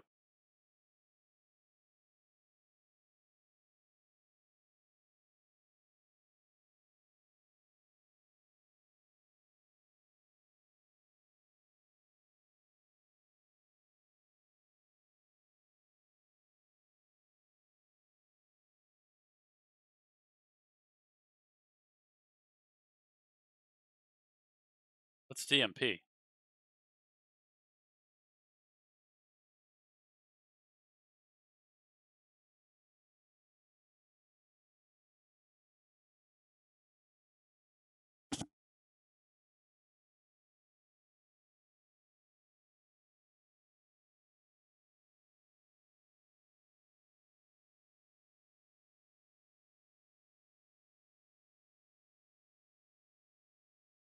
I I've got to look, but I want to know how many times I've doubled my money off of this GLW. Got to check this. I mean, double my trade. I didn't double my account. I doubled my trade. I mean, I doubled my account, but it wasn't on one trade.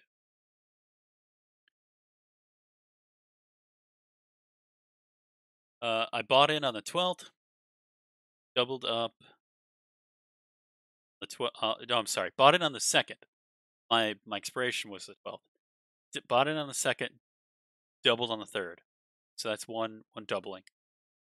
Bought in again in a different spot on the 3rd, doubled up on the 4th, doubled up on the 5th. And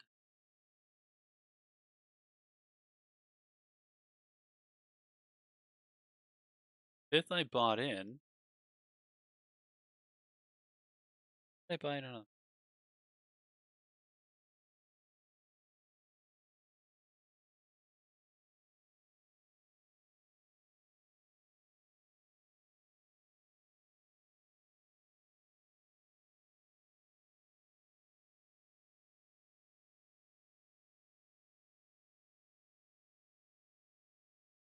Actually 150, 300%. Not just doubled up, like 300% to one down. But the 5th I bought in.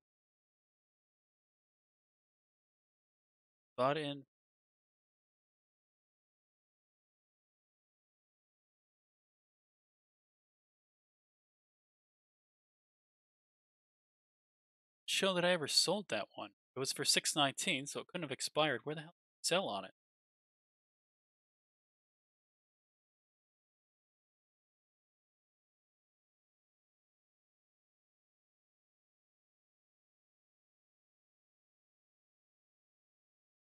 Oh, I doubled up on the 8th. And also on the 8th, I bought a thing, but I bought a thing before I sold the thing, so that's why it's out of order. And that's the one I'm holding.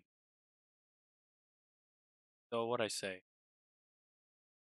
3rd, 4th, 5th, 8th, and I'm holding one. So I've doubled up 4 times.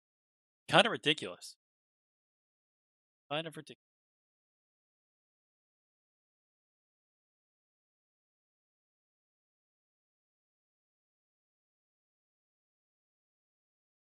Fractional shares.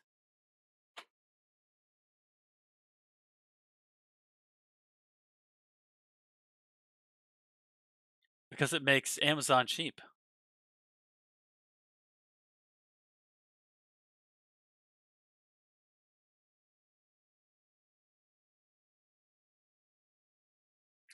Well, it lets you adjust Like Amazon is $2,500, and if you have $10,000, it lets you stop in the middle of a share, right? And have and so if you wanted to do some fancy math, you could now have the ability to do exactly the math that you want instead of some kind of stock integer of it, right?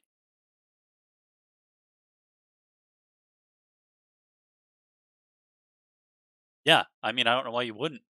It's easier to track your losses and gains if you're doing that.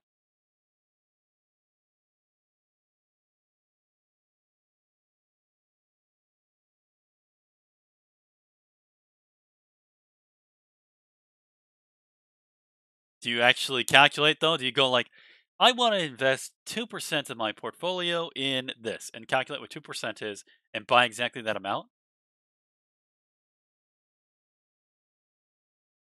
But you do it rounded to the nearest stock. Okay, yeah.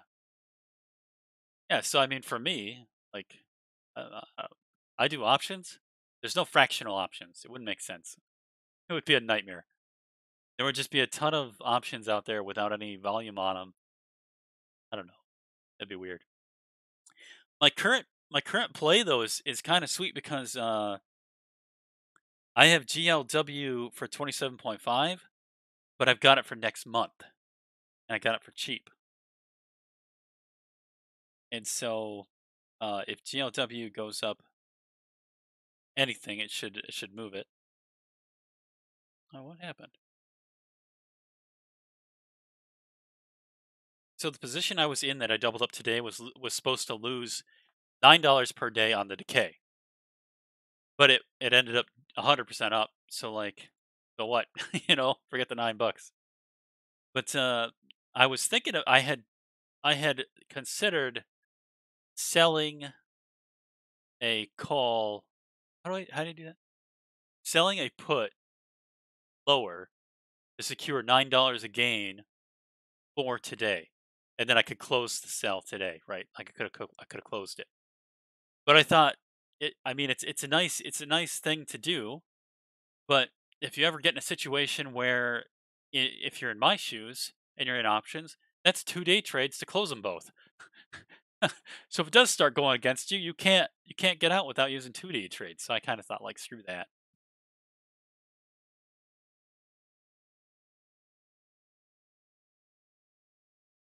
Yeah. So now I'm happy with I like watching Emmett TV's trades because he does do those more complicated options trades.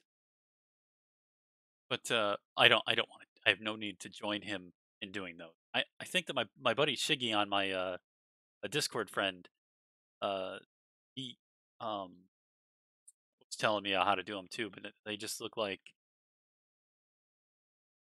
it looks like I'll have problems. Like he can do it because he's got a cash account with some brokerage, TOS or KC Works or something. And so on a cash account, you can do day trades all you want as long as you have enough money to cover the day trades. Which, if you're doing Kelly criteria and you're not more than 25% invested, so you could do day trades 3 times, and you still would have cash. Uh, so I don't know. I gotta see.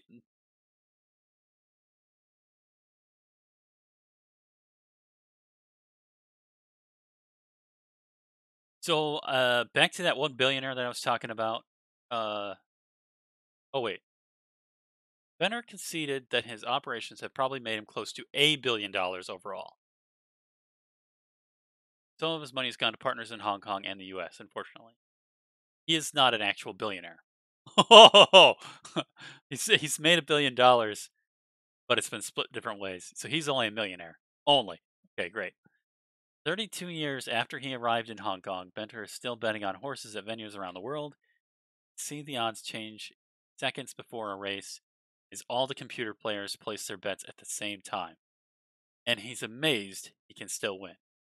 Continues tinkering with his model. Latest change: how does moving to a new trainer improve a horse's performance? Benner also runs a medical transcription company. The hell is that? Oh, they translate paper documentation to digital documentation.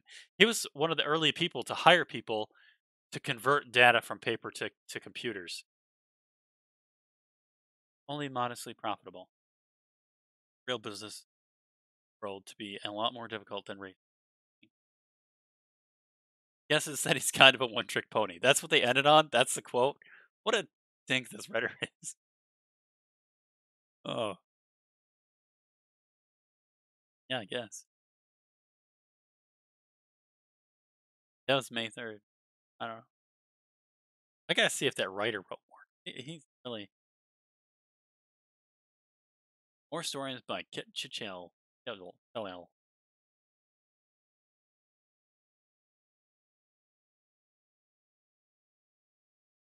Sham energy firm in Nigeria. No one's surprised. Nigeria trying to overturn a $9 billion legal debt is alleging that suspicious payments were made to officials involved in the award of 20-year gas supply contracts. This was back in January when Nigeria and Russia were doing that shady stuff where, like, they're basically just ignoring everything that OPEC was saying.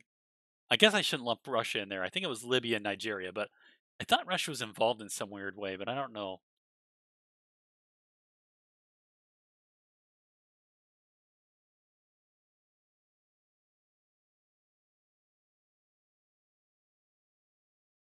I have the right to remain silent, he said when he reached my phone. That sounds like something criminal to say. That's like a Hillary Clinton quote. $44,000 payment from a P&ID link 4 years after the deal on his son's wedding. Dude, weddings are expensive. Let's just lay off this guy. Holy crap. One son. I believe it's just one wedding for his one son. $44,000 for one wedding. That's a lot of money to waste on a wedding, isn't it? I mean, 20,000 is kind of typical, I think, in the U.S. Like I think he might be old data.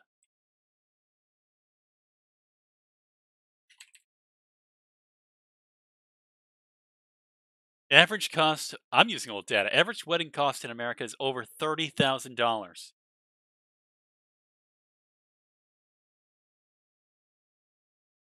No. Dude, you say that, but the funny thing is the picture shows a black couple. Yeah, I don't know. I mean, I can't imagine the average is that high though. I mean, $30,000. You're talking about like $300 a month for 30 years or something, right? Like, I don't know. How long does it take to pay off $30,000?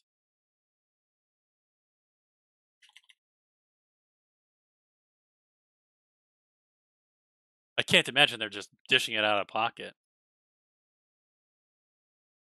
Yeah, this is $30,000. Interest rate right now, if you can't get 2%, aren't paying stuff back. Uh, five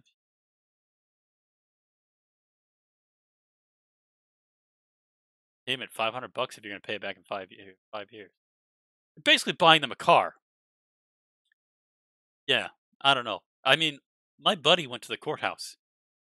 I had a cousin. My cousin got married at my uncle's property, so that they didn't have to pay anything for the venue.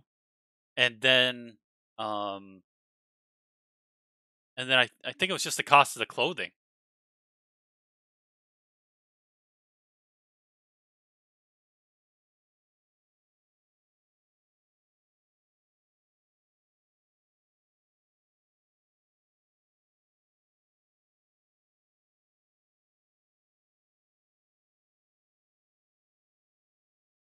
Yeah, we got to fly everybody out there, and that costs like $2,000 each. What are you gonna do? Have 10 guests?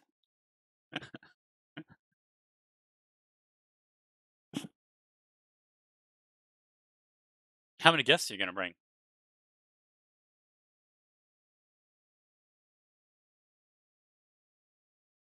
Yeah, that's what I thought, Taryn. You aren't gonna have 100 people at that wedding.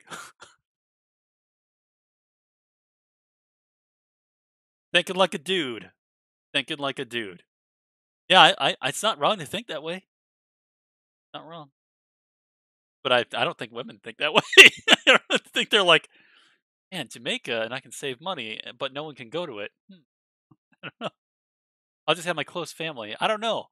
I guess that some people are like that. Some women are like that. Like they just want their close family. But for some reason, I get this idea that the majority of American girls, yeah, Facebook has ruined everything. That's funny. You know, Emmett TV has he's long on Facebook. He was saying today that he thought the market would go down. He's actually got SPX. He's short SPX. I should look up what SPX is. SPX.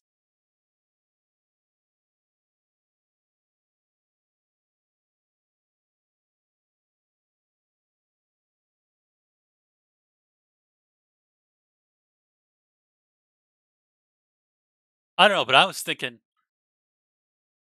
if you had $30,000 today,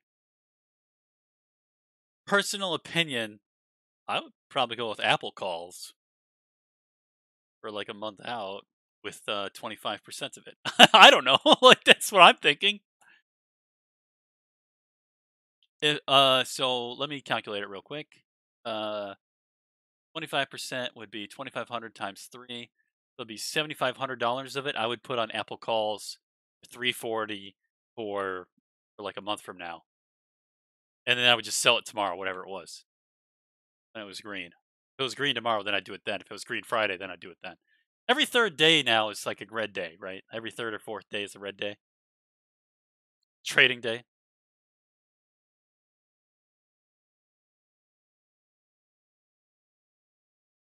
I think every third or fourth day is still red on my chart for Apple anyway.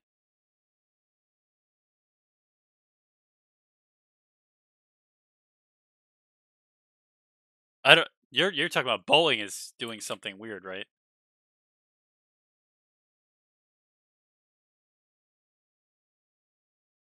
Oh yeah, 4 days ago bowling was red,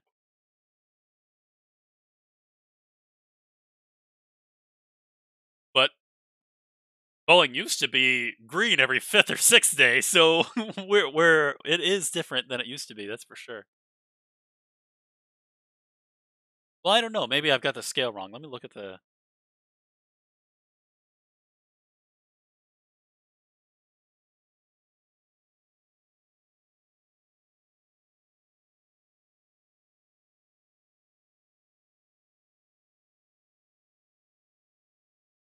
Calling people bitches. Why? Why?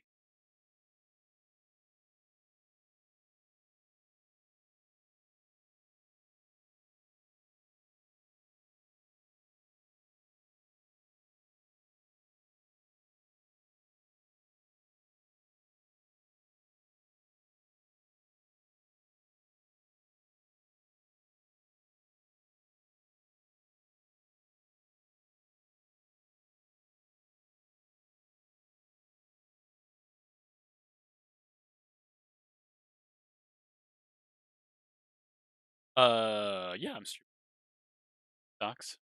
Docs. Just looking at docs. Talking to you. I had 4 people watching me at one point.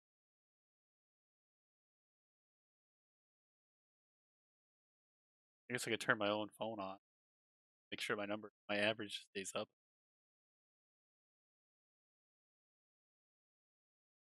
Did I get a haircut? No. No, it's still long.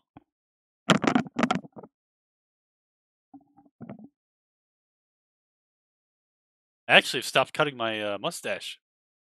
I'm trying to grow it so that like it's getting over my lip.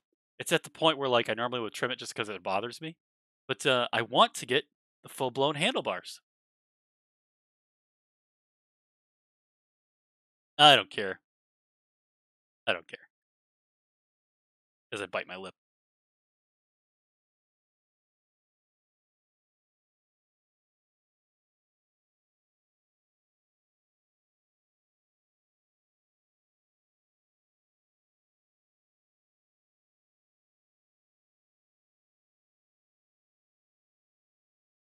You just gotta train it with your comb, right? I don't know why, but combing a mustache, it just feels weird and great at the same time. Like I don't know. Until you have one and you try it, like, man, you're missing out.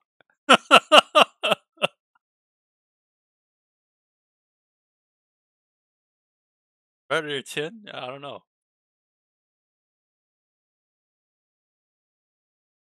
For me, it's all about the mustache combing. I don't know. I don't have the chin. I don't have my chin's. This hair is quite long, actually, for me. I mean, but I don't think it's combable, really.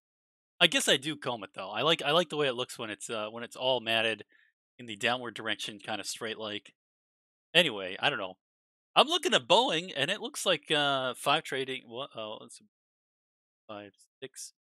Yeah, so 6 trading days ago, it was red. So it looks like it's mostly. But these candles look like it's going to go down. Candles look like it tried to go up, and it's going to go down tomorrow. Well, the candles actually look like tomorrow is going to be kind of down. Where?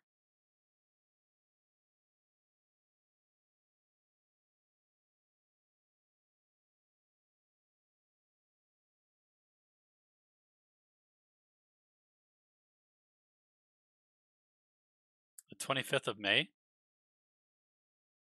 That little guy. Are you looking at my stream? You want me to go to trade views? Where are you looking at it at? Trade view?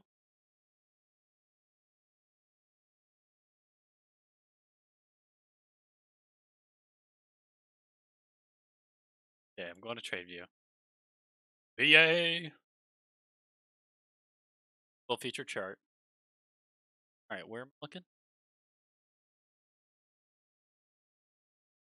Do I need to change the scale at all? How do I get the candlesticks? I don't even.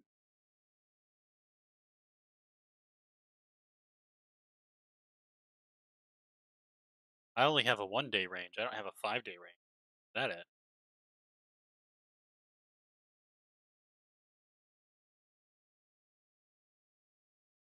Oh, I see. Okay, 5 day. And then to get the candlestick view in trade view.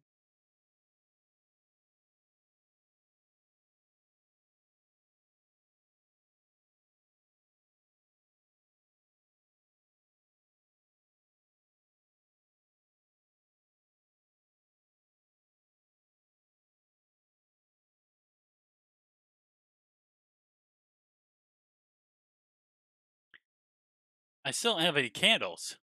Still looking at a line graph. I need to candles. That's just volume. That's not candles. Candles. Here we go. Not very big.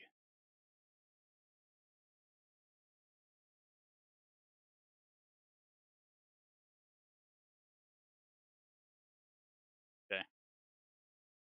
I've got to like scroll way in.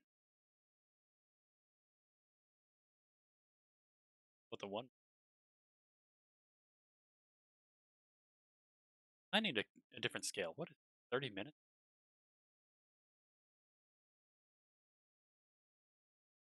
5 day.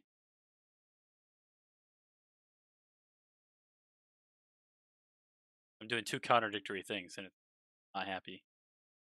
Doesn't like.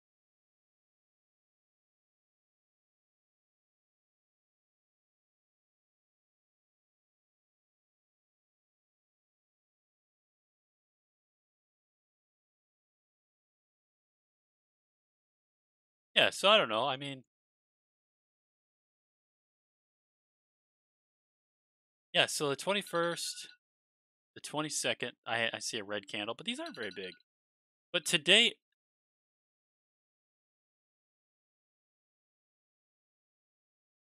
I don't understand that. That's a doji. Yeah, I got an alarm.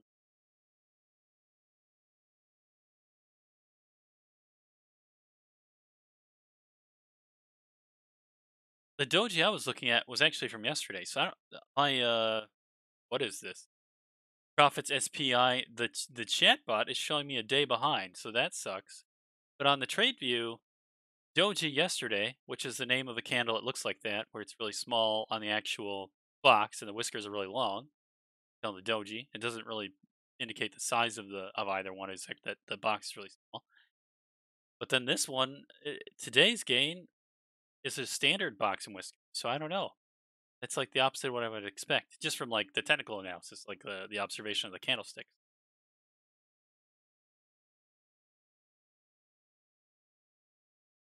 But I want to take a look at my baby here. So my baby stock GLW has this little whisker off the bottom where like people started to sell at some point, and then they were like, nope, box all up in here in the upward area and very short whisker on top. And so when you have a short whisker on top, I feel like that means to the moon. And I'm not really particularly good at using this particular system, but if we go to the 200 MA, I don't know what is it? Ah, I don't want to log in. Built in,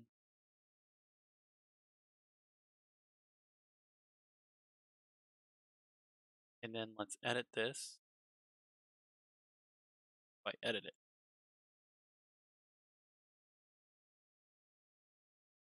should be a way to edit settings.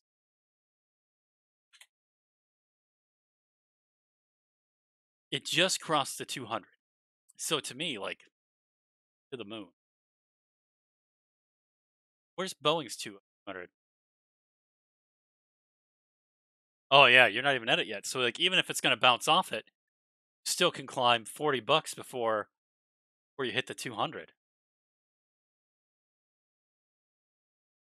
Yeah, it's 280 is the actual value of the stock at the 200 average, but the 200 moving average is what I was talking about. Yeah, we're kind of saying the same thing, but that's technical trading, and you're doing fundamentals, right?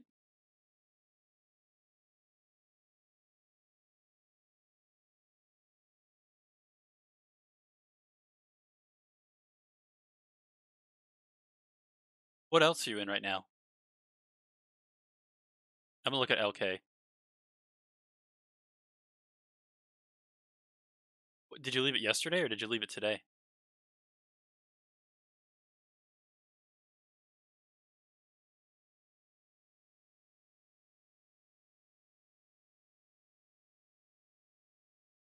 Ish.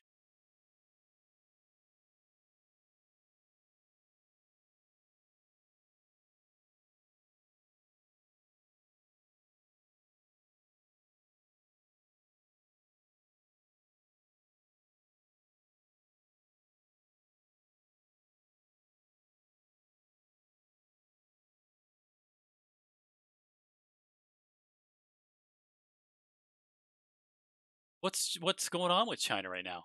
Are they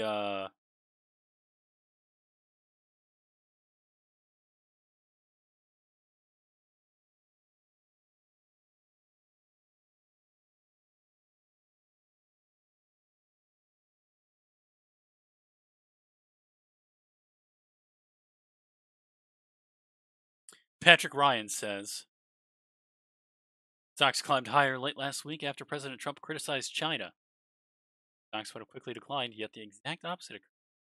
Stocks increased after Trump, result of Trump essentially repeating everything he previously said about China.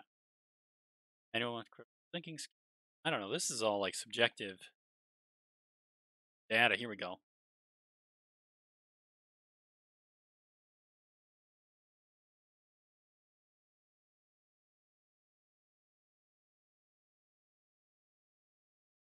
I don't know. But anyways, you're thinking that LK is gonna go down to $3 and then come back up.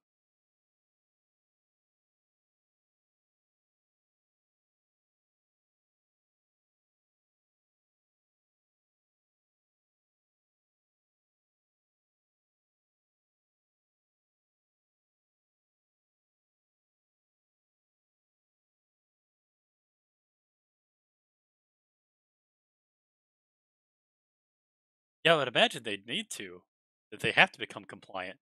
They got delisted. You know what? I remember this happening before. I remember this happening before.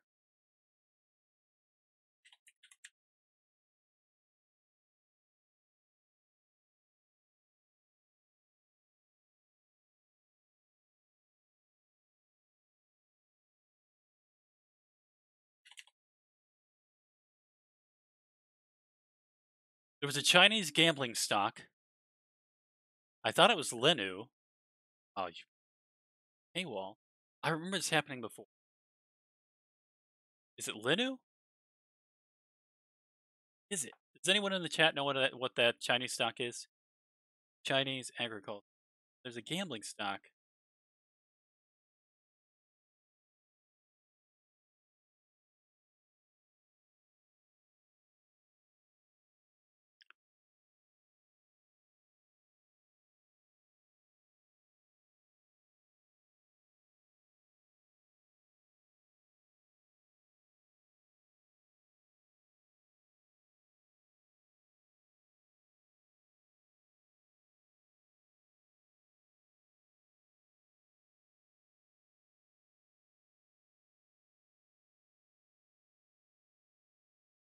So Linu was uh, like a gambling stock from China, and they were getting delisted, and they had gone up. I guess I need to look this up on TradeView. I don't know if this details. Oh wow, it's not even listed here.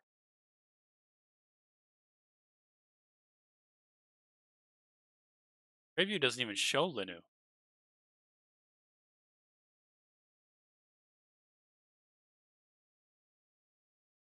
I don't know what this is. Volume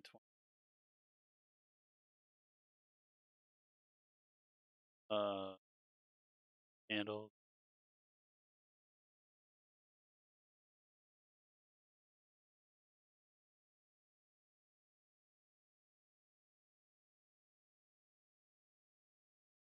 There's no Linu. So there was a stock called Linu. It was Chinese, and what they did is they didn't comply, and then they immediately complied. If I remember right. But they don't seem to be listed now, so I'm not sure if they got banned or what.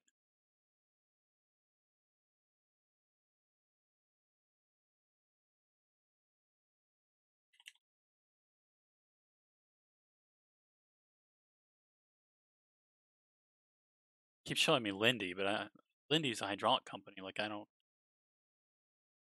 or they work with industrials anyway.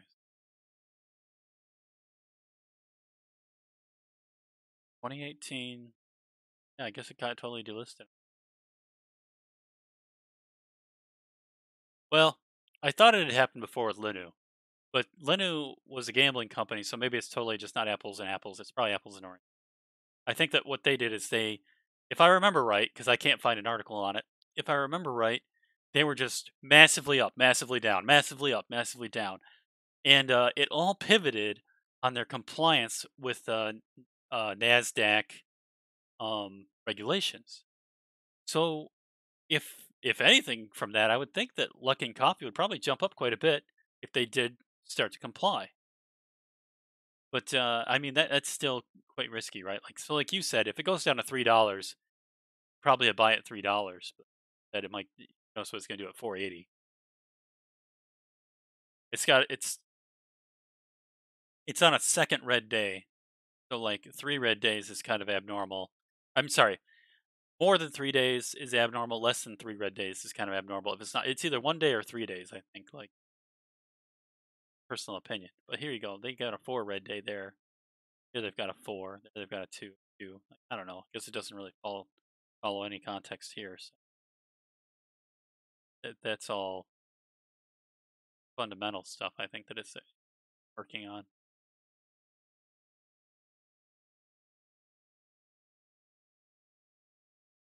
Yeah, Dine's up. Yeah, they're right at the. They're gonna cross the 50. Is Dine the one with Olive Garden? Oh, I like the other one. What was the other one called?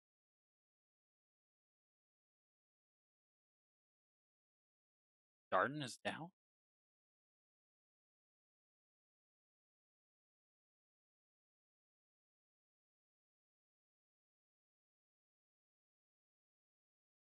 MCD is up, dude. Whoa, two. They might have been down this morning. McDonald's normally does something weird in the mornings. Normally, whatever they're gonna do in the morning, you just ignore it. From like 11 o'clock, 4 p.m. is the actual trade time for McDonald's, in my opinion. But I mean that I'd only traded it for 3 years, so I don't know if I don't know if it's still true after COVID.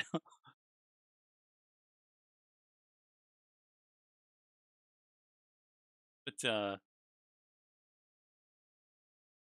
I don't know. I started trading McDonald's when one day I was reading an article about supercommuter, and it said 2017 supercommuter is growing faster than ever. And so I was like, well, supercommuters are growing, so therefore fast foods. And I checked fast foods, and it was earnings time, and it was a time when I was trying to experiment with playing earnings. And I was like, well, Pepsi went up, and Coke went up, and McDonald's sells Coke, so if Coke's up, McDonald's must be up because that's where the Cokes. I don't know what percentage of people. I don't know how much money Coca Cola makes off of McDonald's, but generally, if whatever the fast food companies are doing, they all kind of do it together. McDonald's, Taco Bell, Burger King, Coca Cola, Pepsi, Domino's. I mean, pizza places. I would imagine it works for regular restaurants too, but I normally just stayed away from those because I didn't know how regular restaurants actually. A lot of their income comes from like people locally traveling locally, whereas a lot of income from McDonald's and fast food restaurants comes from supercommuters. Because if you're driving somewhere, you're more likely to stop to eat fast if it's a long trip. I don't want to join the community. Asking me. There we go. I don't know, but that was my idea. What else you got? Oh, well, Nworf isn't on Nasdaq, so it's not something I would trade. But yeah, I thought Nworf looks great, but it's at 50 cents. I don't know why it's still down. I thought airlines were coming back.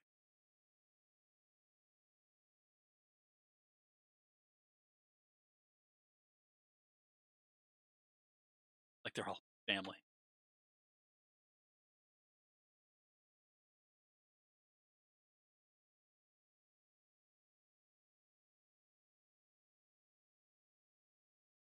It's so weird that that's Airbus.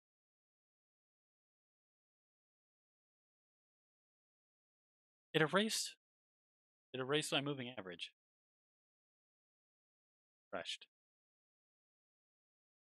Like to me, I don't know why these things don't show the moving average at all times. It seems like at least one of the moving averages always worth showing.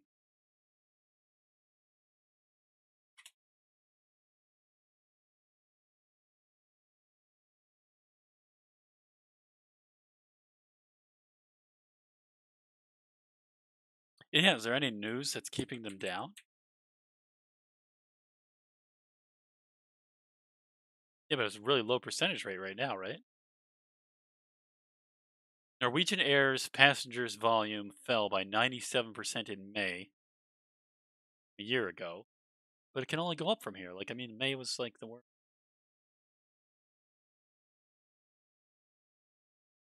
Sweden excluded as neighbors Denmark and Norway ease travel restrictions.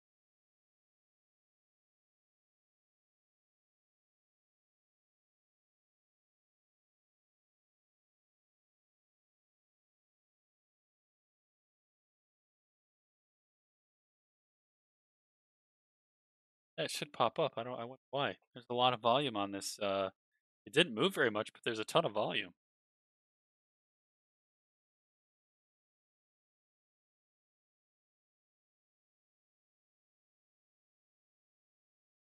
I mean, there's a ton of sell volume.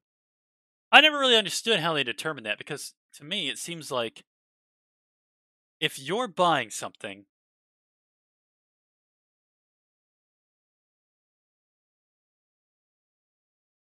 yeah, I've got a question though.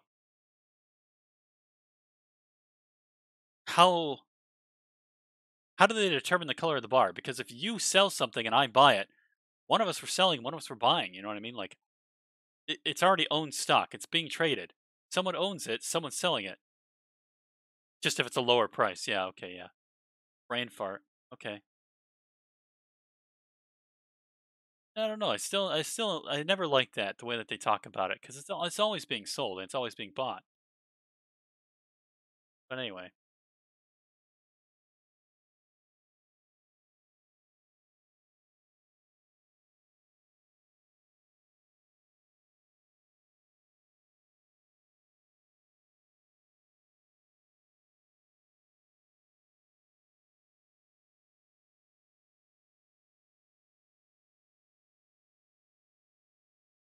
well, yeah, I have no questions about that. I just never liked how the volume bars they're always red or green, but I guess it makes sense. It's going to be for a lower value. But the box and whisker on Enwharf is ridiculously small. Like if you look at it, it's like they're just pennies of difference here. It's like 50 to 52 pennies.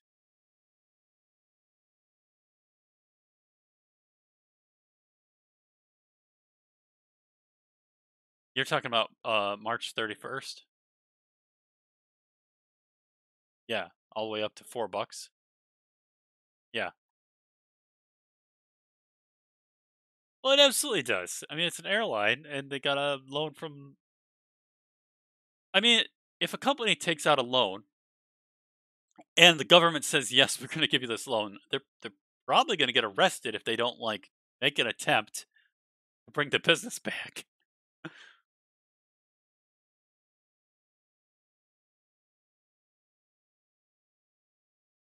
Yeah, the volume's going up a lot. It's kind of hard to tell, but I mean, because I'm not used to looking at it on this, but that looks like a flat top. And flat top breakouts, whenever they happen, they normally just it's going way up. I can't imagine it's going to just drop down more. I mean, it's an airline. Even if they were just going to like close up shop and do something else and sell their ports at the airport, you'd think it'd be more than 50 cents a share. I don't know what's their market cap. Oh, really? What's their market cap? Whoops. Typed in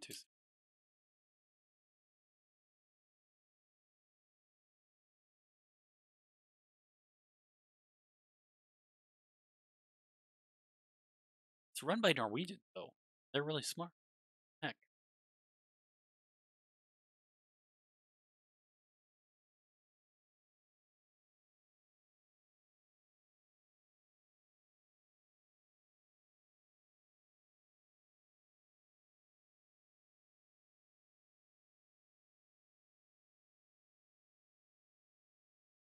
I hate Forbes. They're so stupid. They're so stupid.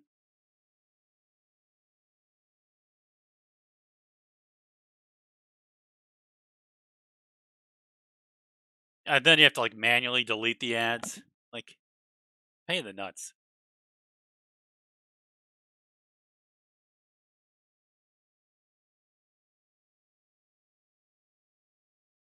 So the Chinese state is buying. What's going on? Major restructuring and share price collapse. This building airline has a whole range of new owners. Long list of subsidiaries. One of these Chinese state. In order to qualify for a substantial package of governments, it had to its debt, a debt to equity swap. It's one of the major pillars of the 12 billion Norwegian kroner structuring and collapsing package. 1.27 billion. They borrowed $1 billion in US dollars, basically. Government? A government? Government, right?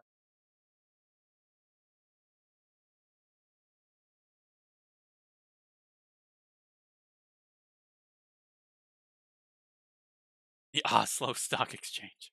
Didn't even know that was a thing. That's awesome.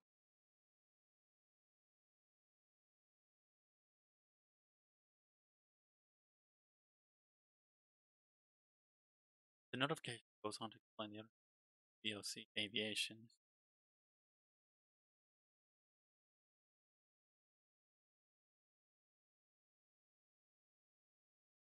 Why?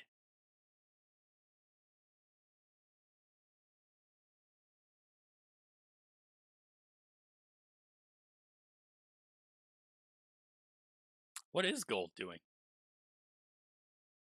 Gold's up.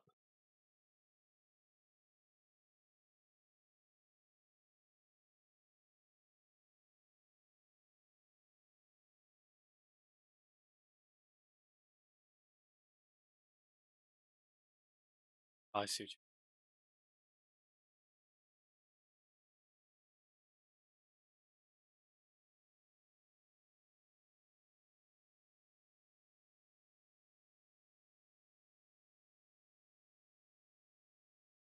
So talking about Wednesday. When was it? May 20th. Where's the filter?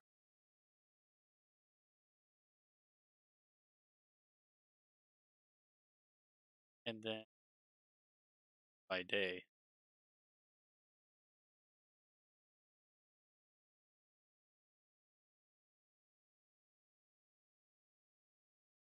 Ah, here's an article from today.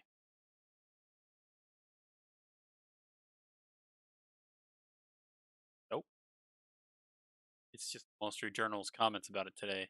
But all the news was from last third month. Journal's kind of iffy now. Okay. Days ago. Better than it.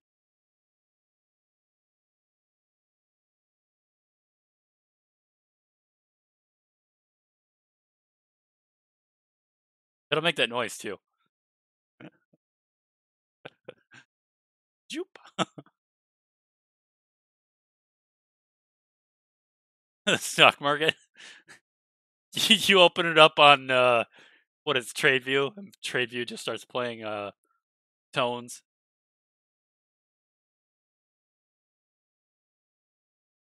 for the they have for the close and the open. Right. Yeah, why not? I mean, everybody likes them. What else is there? There was okay. What's that one retail? The right that we were looking at, CBL. Is that what it was?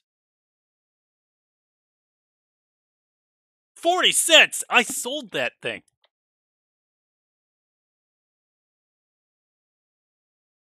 I got to check what my position was on it.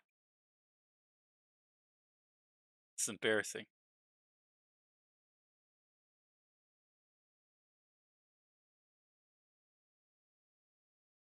Hey guys, don't be shy. Talk in the chat. Say something you want to look up or whatever. Because I'm not gonna be able to say your name if you don't say something.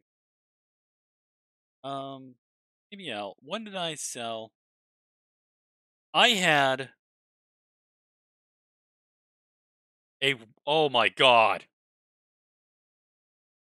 I had a call in CBL for point 0.5 for the January 21st. One call? No, I had 26 calls. Oh my god! I got to see what those are worth now. January 15th, 21st, point 0.5. Oh, it's only 13. I would have made 26 times $3. I would have made $100.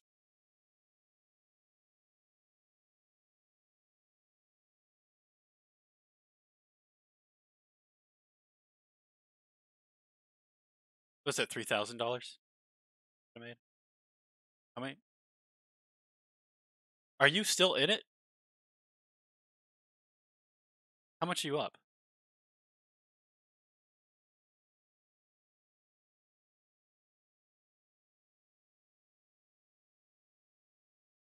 Yeah, you said you had 1,000 shares, so 1,000 times $20. Oh, you're doing shares though, not options. Got it. Okay.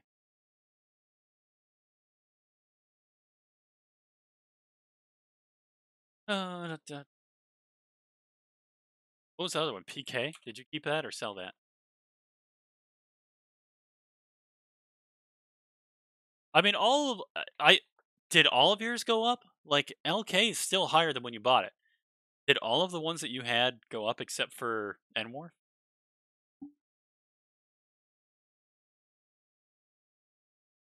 Oh, okay. Wow.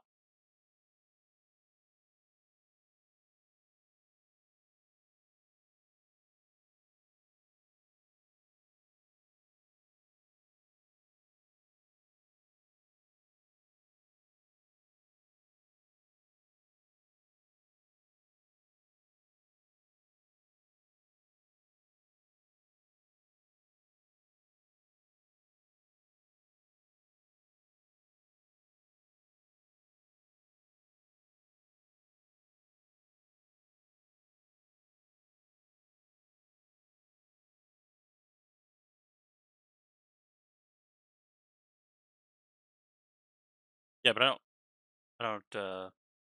I typed it up in a file, the percentages. I don't have the actual numbers that you had, but I know you got them when they were low. I know you did, because I mean it was May 26th when you got them, and now everything's green. It's June 8th. So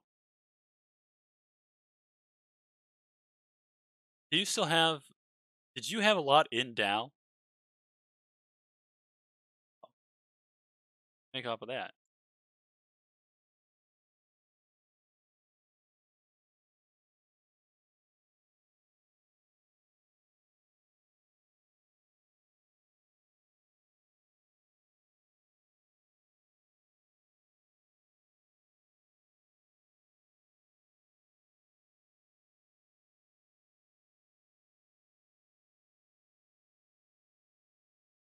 Were you talking about Dow like Dow Industrial or Dow Jones Industrial? Like Dow, the company that makes polymers, or Dow, the index of the whole market? You were talking about Dow Industrial then, or Dow Incorporated, I should. You know, I knew I had a girlfriend at one time that worked there. She was an engineer, and what she was telling me was that I think the year was like 2005, maybe 5ish. I think the what the hell?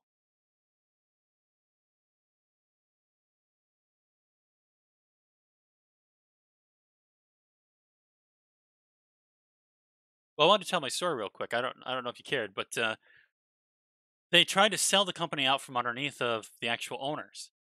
The certain members of the executive teams were given certain powers, and they either just had the illusion that they could, or there was like one thing that they screwed up or something. But they almost sold the company. They almost sold Dow Industrial in, I believe that's based out of Midland, or I know that they have a headquarters Dow. Yeah, Midland, Michigan. Yeah. So they were going to sell it out from underneath the owner's noses. So I thought it was crazy. But what were you gonna say though? You did something dumb?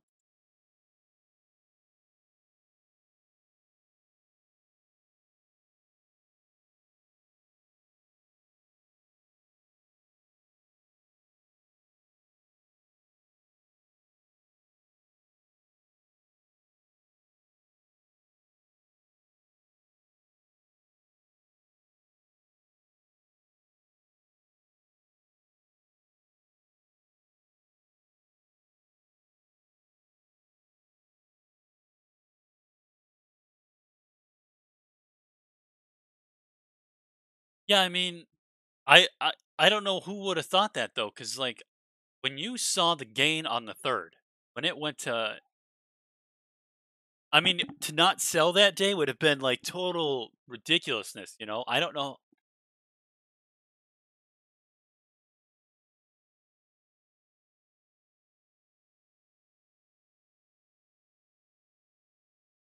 I mean, if I had options in it, I would have sold half my options at least. Shares a little different because you're just, what percentage is that from? Uh, like 50%. No, it's like 30%, right? No, less than that. 20%. Yeah, 15. Yeah, I should know that. I remember looking at it with you, and I was like, "Oh, it's up 12 now. Oh, it's up 13 now. Oh, it's up 14 now." Yeah.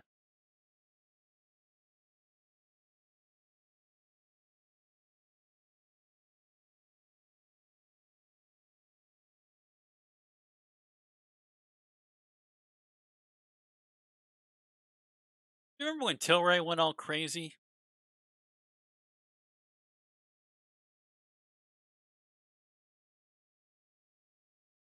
Tilray's a pot stock that went like astronomically high and then just dropped. Yeah, yeah. You can see the spike way up here, right? 302. And the whole time its regular value probably should have stayed right about 65.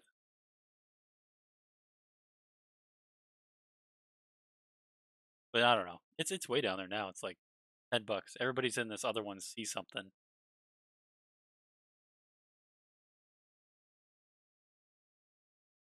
What's the other cannabis stock? CN something, right? I have to look at. Dude, if you get them on 420, they actually do jump up on 420. Like I don't know if they did it last year, but this year it definitely jumped up.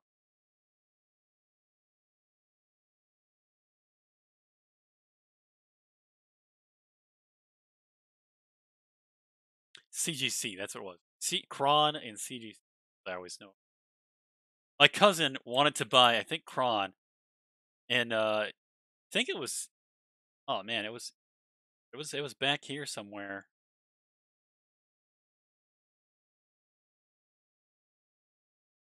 But yeah, it was right at the open. He wanted to buy it in 2016, I believe, and his wife wouldn't let him.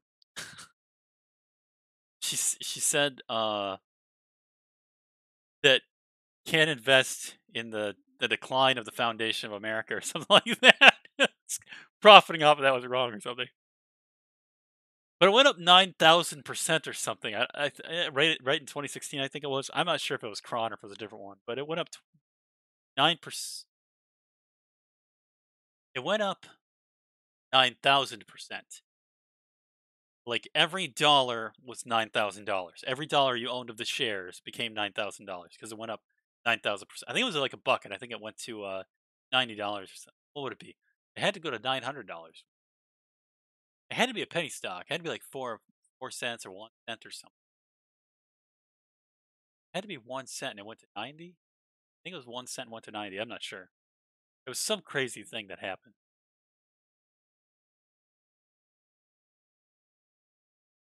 I think it was a penny to 90.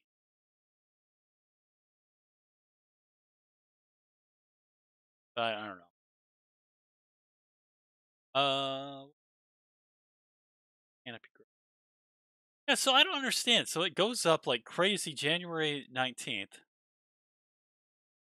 up to like $43, but it's only $17 now. Like, did they just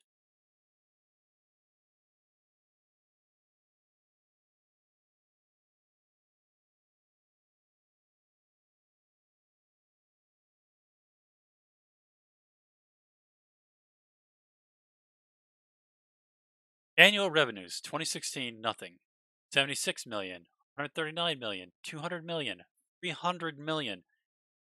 Next year, CGC is probably going to make 400 million. You know what I mean? Like that's what they're going to post in 2021, right? Because I mean, this is just if you look at the rate of increase here, like if the revenue is gonna go up 50%.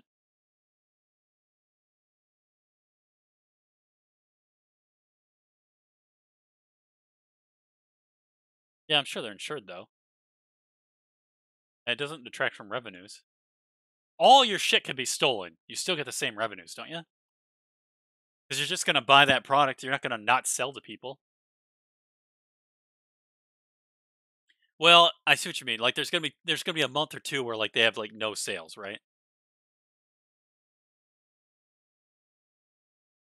Yeah, you're probably right. Probably just gonna be like another 200 million a year. But that's still higher than where it is today. Oh, yeah. So $20 cap.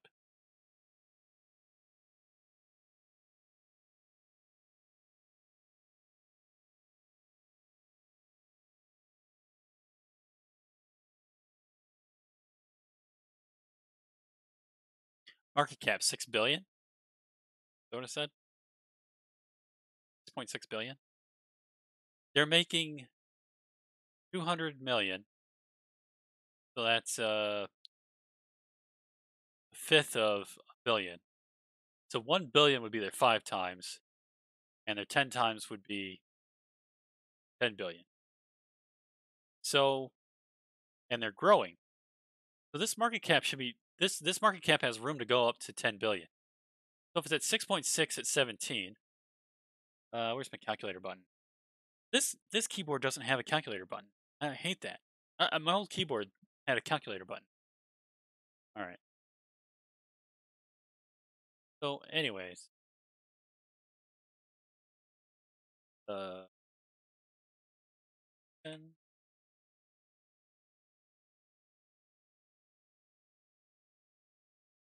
times 17. It should go to $28. I mean, that's my personal opinion, but I don't know.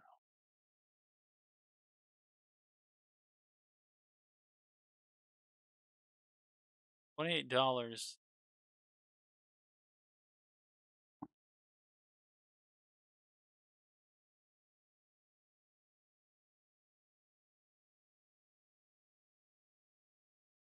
Oh,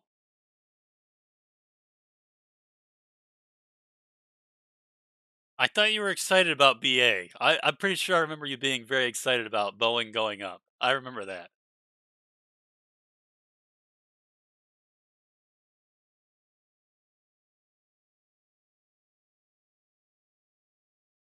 I don't know. I don't mind if I don't get as much gains as I wanted, as long as I don't lose any. Like that's. I think that fear of loss is greater for me than the group.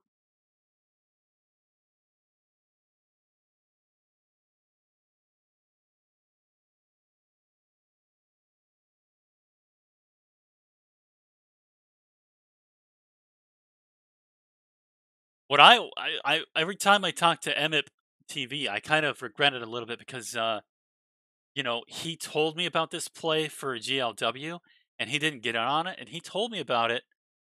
Where is it? Get in here.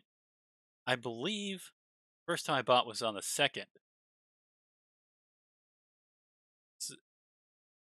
I got to look at the time I got it. I think it was the second.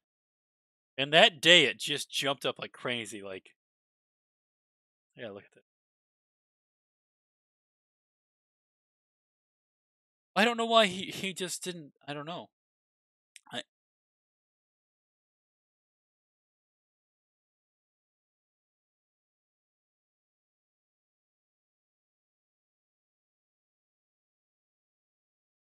did he sell?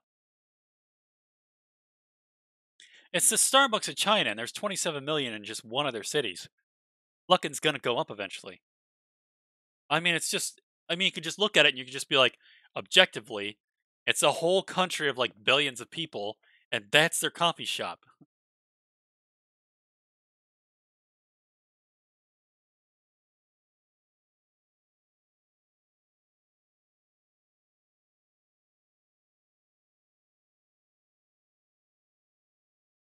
The Luckin. Why would they give money to government officials? Just to buy businesses?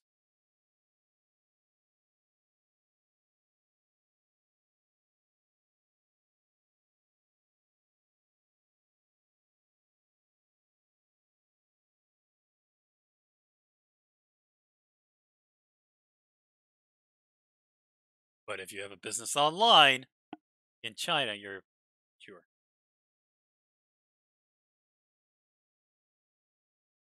Well, I just mean like there's a lot of people. Like my girlfriend used to sell stuff. She's in China right now, and she used to just have a website and she would just sell stuff on it. I think she still does. I shouldn't say used to. I think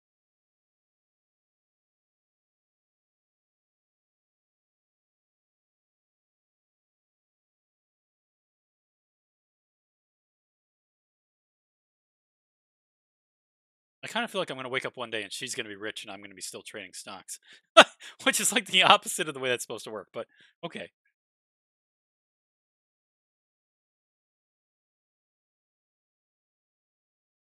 that's going to be awful. Probably go up. It'll probably post horrible numbers and it'll probably still go up. You know if they're if they're going to oh yeah, if they announce bankruptcy, they'll probably go up for a little bit too. But yeah, so they got a whisker on the top end that kind of shaded down. They've had up days.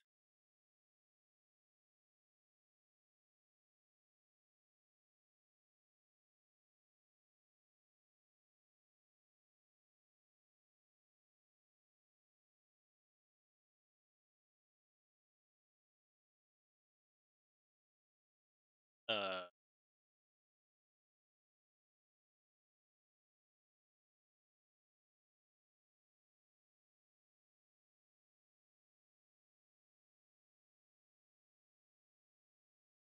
Buy the rumor, sell the news.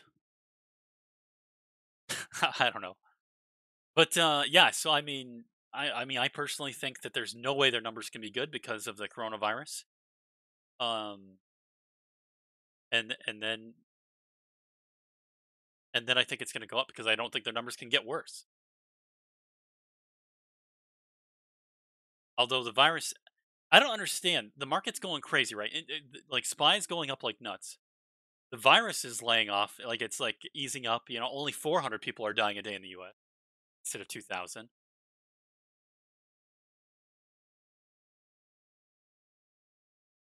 Only 500 people roughly going to die today of this.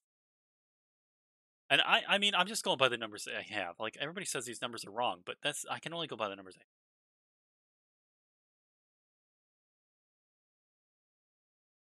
Well, yeah. So there's a hurricane traveling through the center part of the U.S. Right? So what was it called? Cristobal?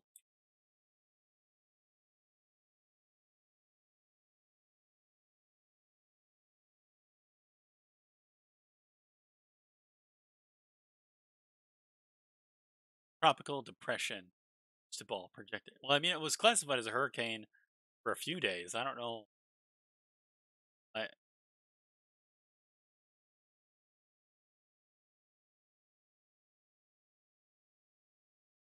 oh yeah, you're not even hit yet.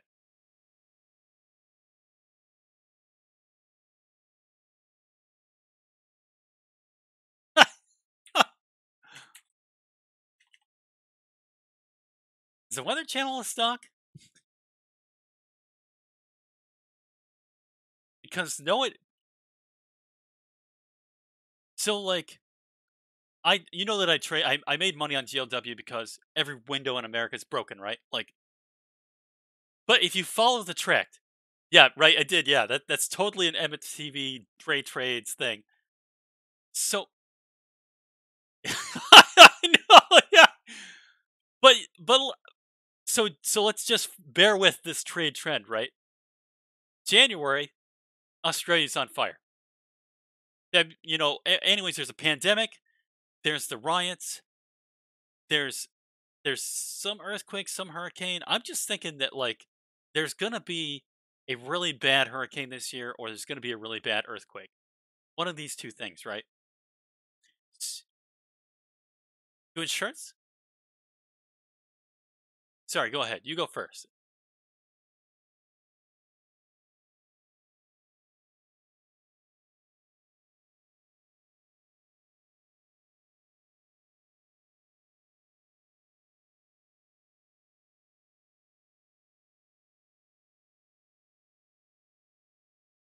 Volcano, Mount St. Helen.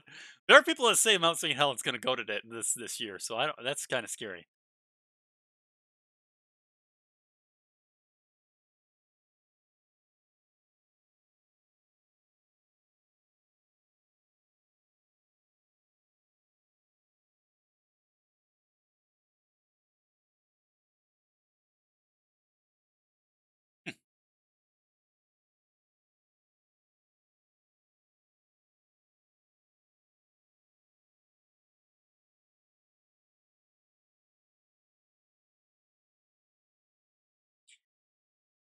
Home improvement companies will go up if there's a natural disaster. Generator companies go up during natural disasters, GNRC. Engineering companies, ACM, FLR. Battery company, I that's risky. Duracell maybe. The Panasonic, they're like really diverse. But it doesn't mention solar panel. Run? I always like Run. Run is my favorite solar panel stock.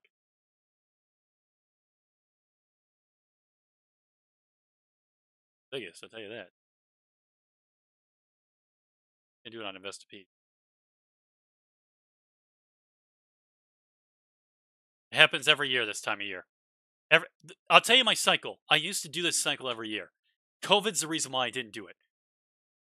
At this time of year, it goes uh, April and May for solar panels. So I normally am in Run, 5% gains a day. And then June, July for McDonald's or fast food because summertime's their big year.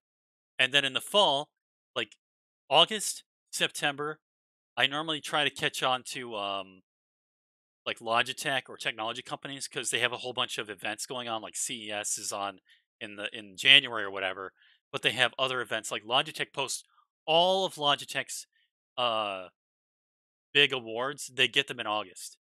And so August and September are kind of like the big technology ones for me that I like to watch. And then October, I normally go puts because normally, for whatever reason, October shit just hits the fan. Like I don't know, but yeah, solar stocks, top solar stocks Q2020. This says CSIC ENPH, the top value, growth momentum, tan, but it doesn't mention run.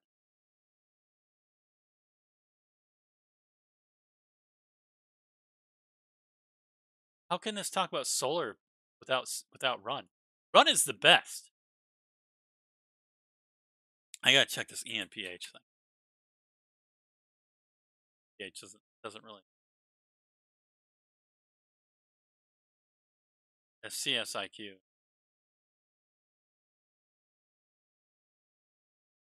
If the Democrats get in office, solar's gonna go up.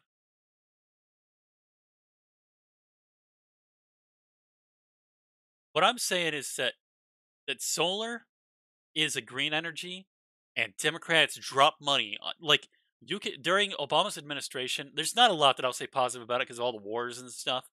But his investment in green energy was significant, right? Like he's just dropping money on all kinds of green energy, whether they work, whether they don't work. They're just like shotgunning, trying to solve this problem of global warming, right? So, so solar was just like really big during that because you could buy panels on your roof and have them pay for themselves in 2 years during Obama.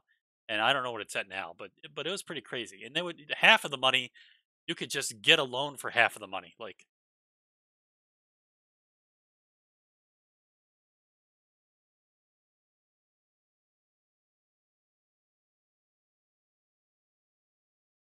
yep,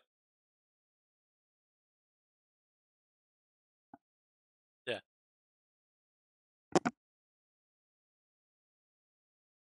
but it's the thing. Yeah,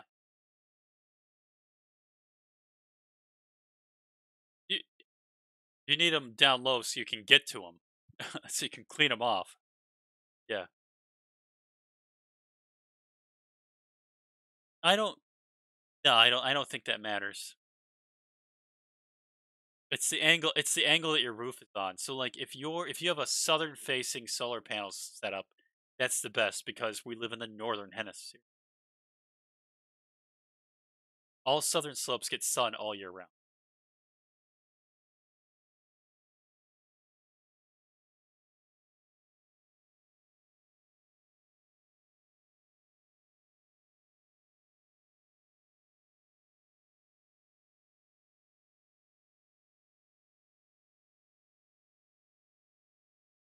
Yeah, I mean if you're worried about that, just put mirrors all around it. I guess you could have it movable, it doesn't matter.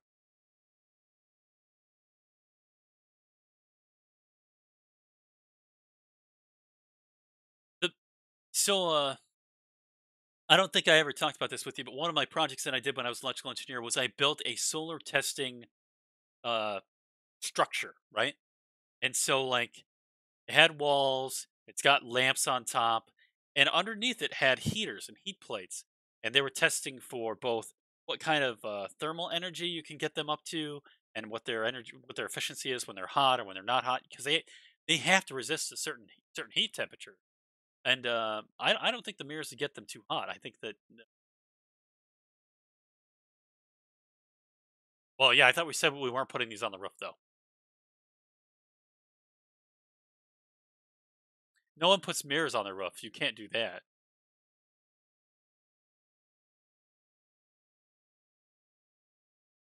Well, you aren't going to do shingles if you're doing metal roof if you're doing that. I don't know. I mean, even if you're doing the solar panels, I don't think you want shingles. So you have to walk all over it. You just scuff the shit out of your shingles.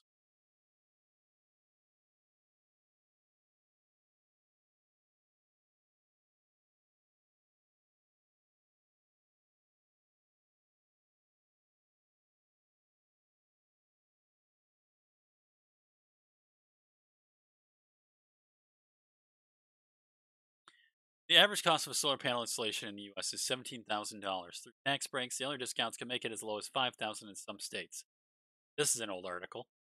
The savings you earn by going solar take you 7 to cover the initial cost.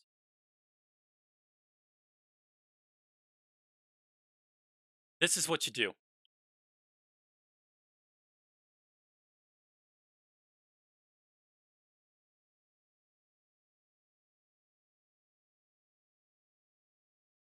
Right now, Andre, I'm just bullshitting with Soteran, and we're talking about solar panel stocks. What I do is I swing trade options, if if, if that makes any sense. And when I say swing trade, I just mean like I'm trading the next day or in the next week. That's what I generally do. Soteran is doing like investing in shares and holding them along. Sorry for the interruptions. Yeah, yeah.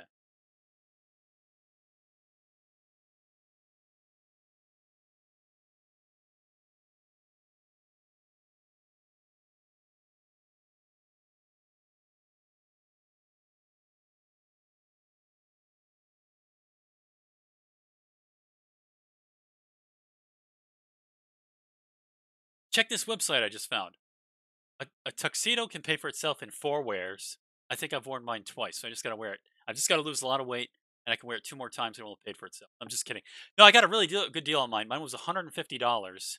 I got a great deal. It's already paid for itself in the first wear, but because normally they're way more expensive to buy, so it's relative whether you consider it paid for itself. I consider it's paid for.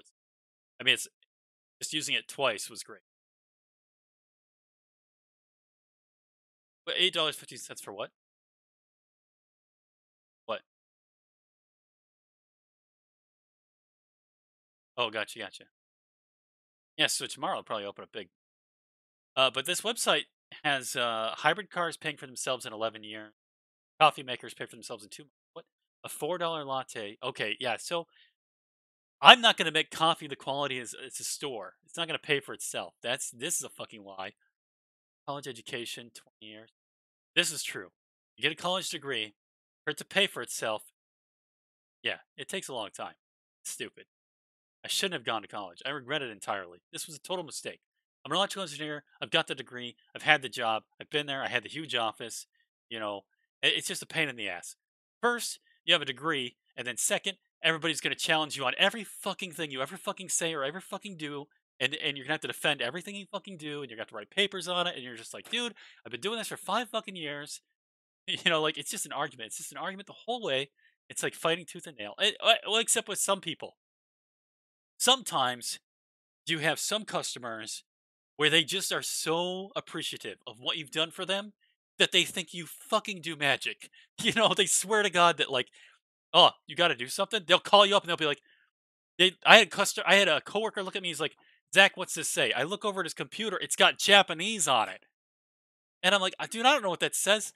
And then I looked at Google Chrome, Google Translate, and I told him what it said. But anyway, yeah. So I could rant for days about how I hate college. I can.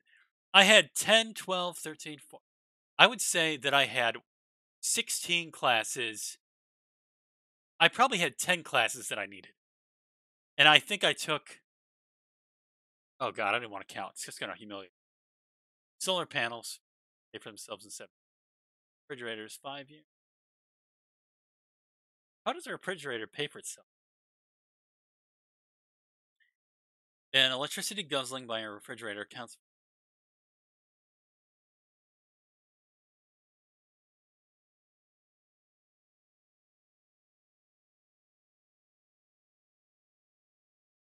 Okay.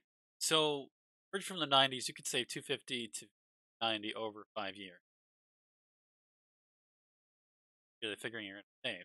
How much more efficient are they? Doesn't say that in this article.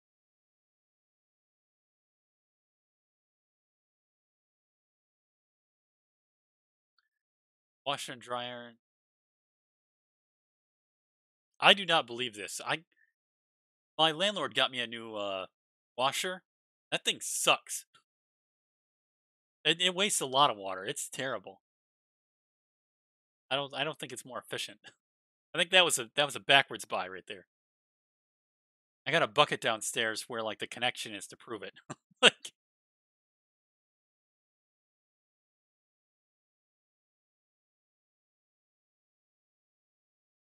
yeah.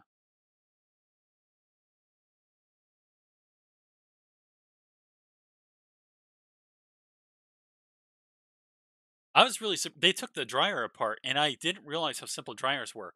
There's like a motor in there, electric motor, and then that's just got a rubber band that goes around its shaft that goes around the big drum. And I was just like, "What?"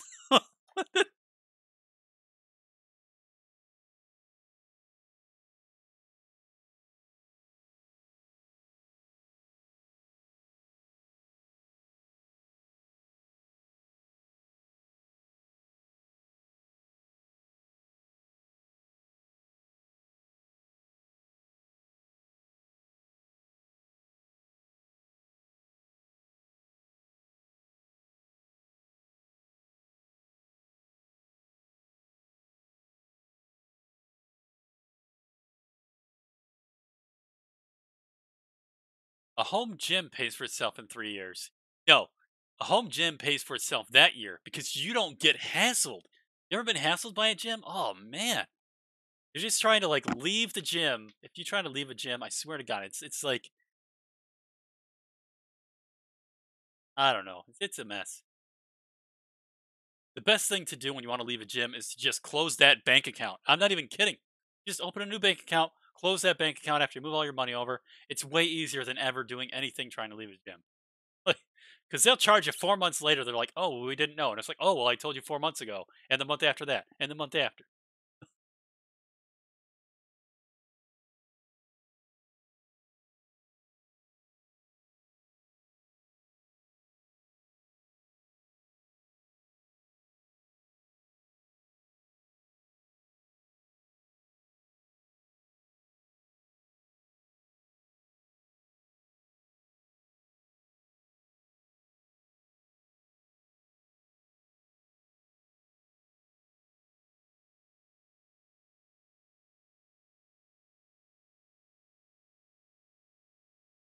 I don't know. I try to haggle with Planet Fitness, but it doesn't always work out for me. I don't know. I'm doing it wrong. What do you mean it's not a gym? What the fuck? It is a club, dude. So, yeah, I don't. I'll tell that story another time. I don't know. They have pizza there though. FYI, you like, yeah, it's weird. No, everybody that gets there, you can just grab a slice of pizza when you leave. If they have pizza out, you can just grab a slice. I know a guy who grabbed a whole pizza. He grabbed the whole box. I know that that happened because that guy. I was dry. Okay, so I left the gym. He leaves the gym. He's got a full pizza in his side piece in his seat. Somehow, I don't know if he hit the brakes or what. He's driving a VW Bug. I'm driving my truck with a bull bar in the front, and And so he's got this VW Bug. His pizza falls off the seat, or he's trying to eat the whole thing at once without it's not cut up or something. I don't know what he's doing. He's doing some shady thing where he snuck a pizza out of the Planet Fitness in his VW Bug that ends up in front of my car. I hit the gas instead of the brakes, and then I'm just pushing him down the street, right? And then like I finally let off my gas and finally find my brake pedal. And so he like pulls into the parking spot, and then I pull into the parking spot and like we have this discussion. And I discover he's like, was it my fault or was it your fault? And I'm like, dude, your whole car was in front of my truck. How in the fuck? How could it possibly be my fault? You had to merge into me and get pivoted onto the front of my car. That's the only way that happens. Like, I don't know what the hell the guy was smoking. And then and he openly said that he I don't think I would have gotten in trouble. He merged into me like right in front of me. Like he just merged right in. Side. Yeah, he can't, yeah, if you hit the back of a car, it's always your fault. Yeah. Which in Michigan it doesn't matter in Michigan because there's no fault. Michigan's the best state for insurance. No fault insurance is the best. Yeah, you buy a Corvette and you fucking wreck it, or someone else wrecks it on you.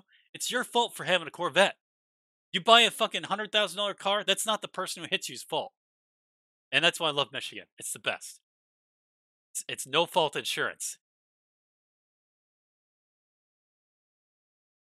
It's really weird because your state will find someone if their car doesn't look good enough, right? Like if you have rust on a car in West Virginia, you're gonna get fined. What? Oh, I thought you did. Oh, well, they're both like that, anyways, aren't they? Which one is the one that fines you if it doesn't look right? Oh, okay, yeah. So West Virginia is the hillbilly one. That's what you're saying. Okay, I don't know. I've never been there. If it's not hillbilly, I'm sorry if I've offended fine people.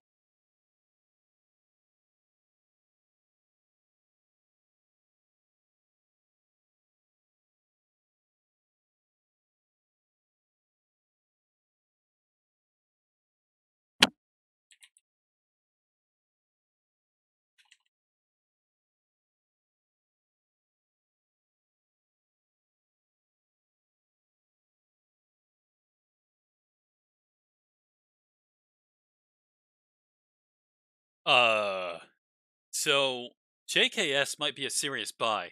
It it has a revenue of 4 billion and the market cap. Is this right? JK JKS. JKS says that its revenue is 4 billion, but its market cap is less than 1 billion. It's a solar panel. JKS. Jinko Solar. Yeah. So that might be like a serious.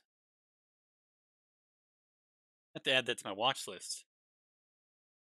I want to compare it to Run though.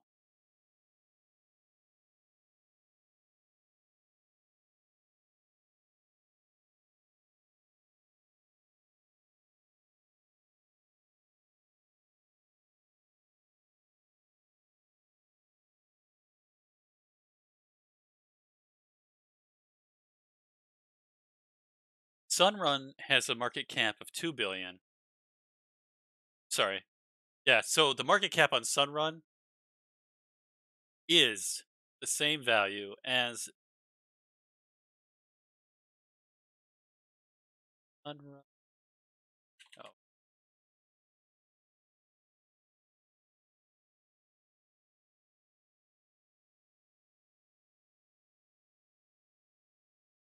no, it's Run. Run.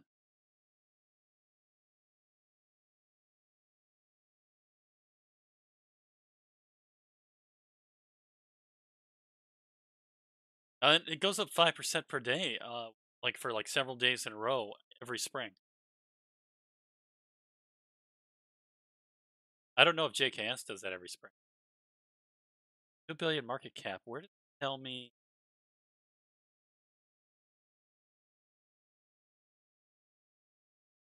I want to know annuals locked.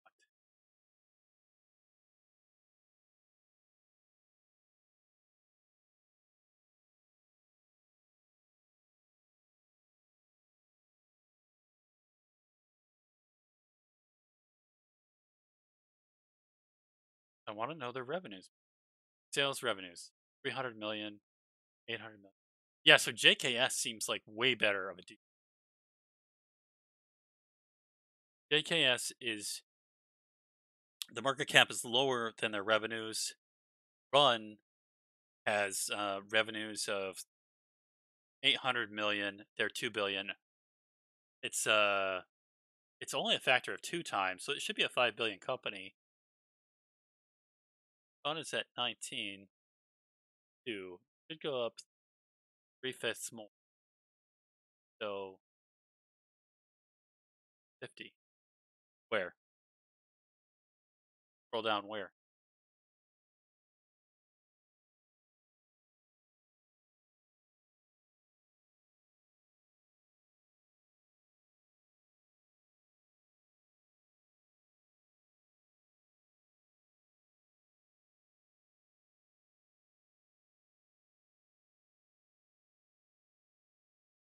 Okay.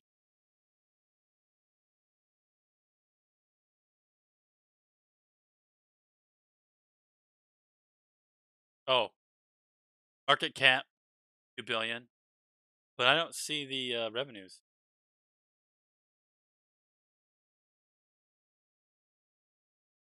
Oh, total revenue. It's just 1 year though.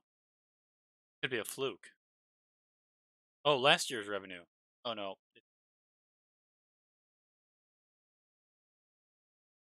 it still shows 1 year's revenue though. Rated to buy. Oh, I see it.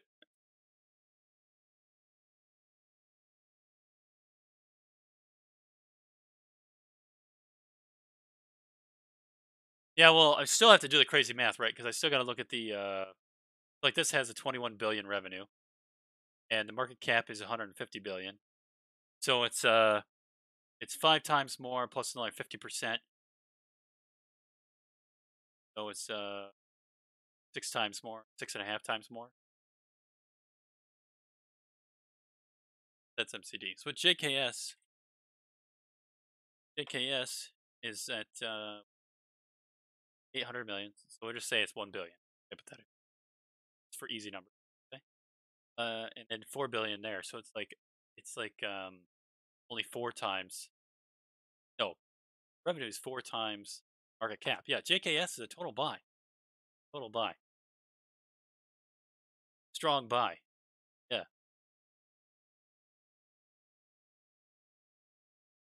So I don't know.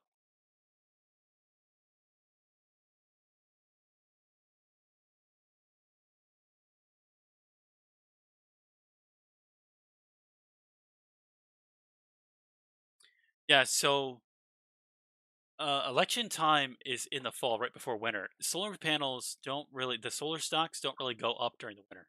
Right before winter, they start to decline.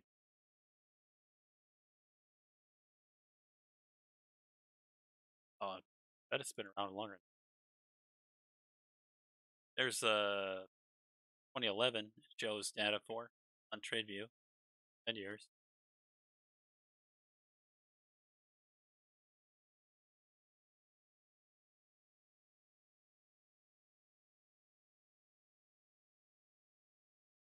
The company was founded by some Chinese people in 2007. It's a Chinese solar company.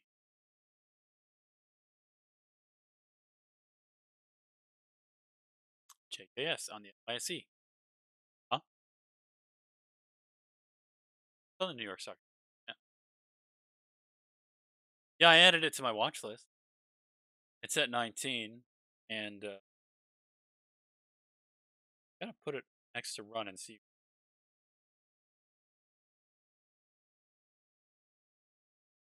They're almost the same price right now, even though JKS is a way better buy.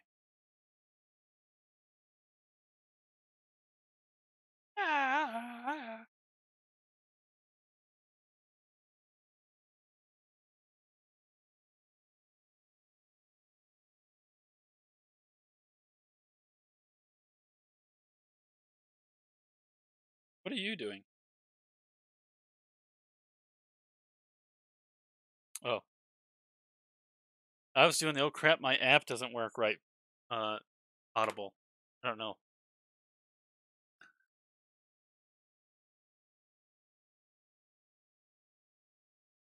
Yeah, so JKS though, that looks man, that looks good.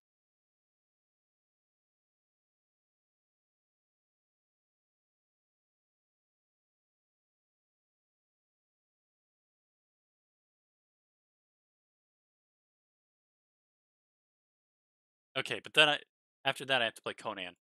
What is it?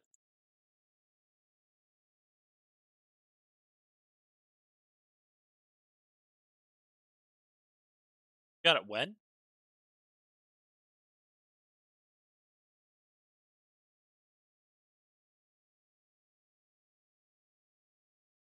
When did you buy it?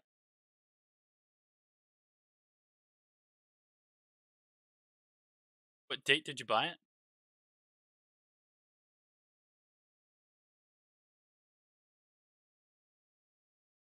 Back in April?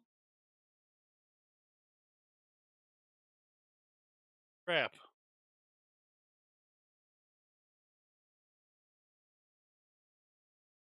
I don't doubt you. I just wanted to know when it was. Yeah. Just didn't know if you got it then or if you got it before in the last hump it was late March, April. But yeah, I mean it's up. Sorts? I don't know. There this year's annual return's going to be low. Revenues. I mean, next year should be green. Whoever is president next year, a lot of stuff should be green. Well, I don't know. We're getting a V-shaped recovery. V-shaped. Uh,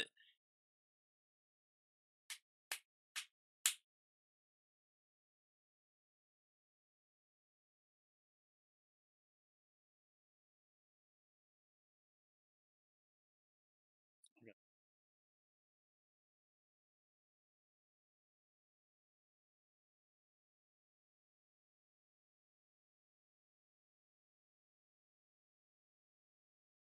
All right. That's going to conclude my stream for this. I'm going to shower and then I'll be back on Conan Exile. Thanks for watching. Thanks for talking to us, Andre. Taryn, of course, always thank you for all of your. Apparently, all of your stocks are going up.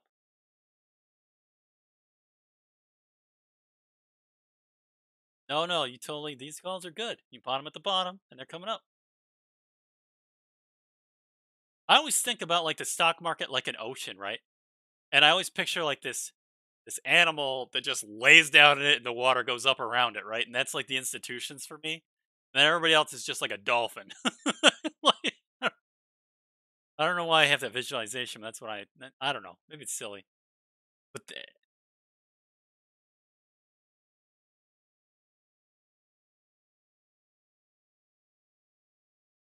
why do you? What were you looking at Rothschilds for?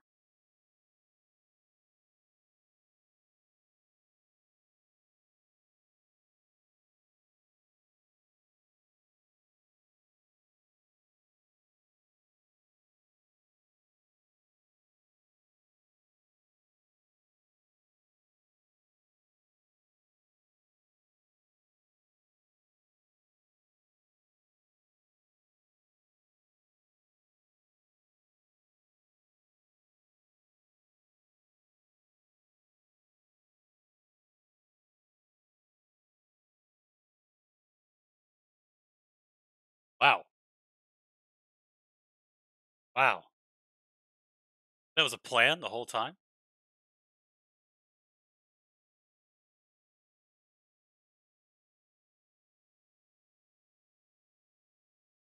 I mean, did they know that they were lying about the Germans winning? Did they know that that was like a false? Oh, well, that's cool. I mean, it sucks. Crappy to do. That's cool. All right.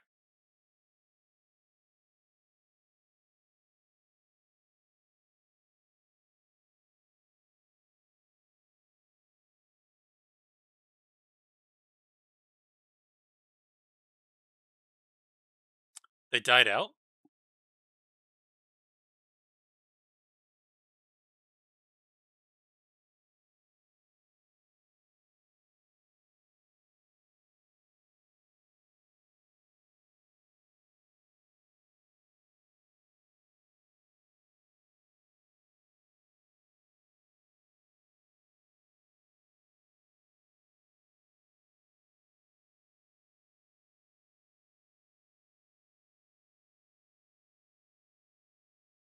I thought the S was silent in Rothschild, but I don't know.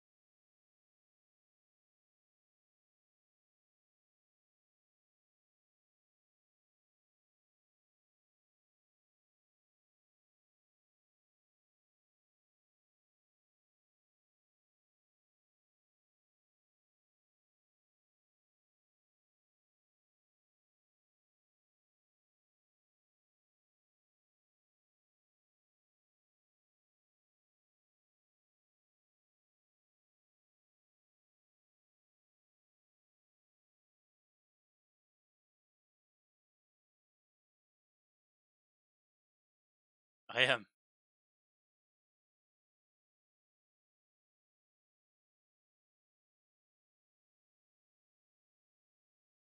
I got to shower and play Conan. I'll be back.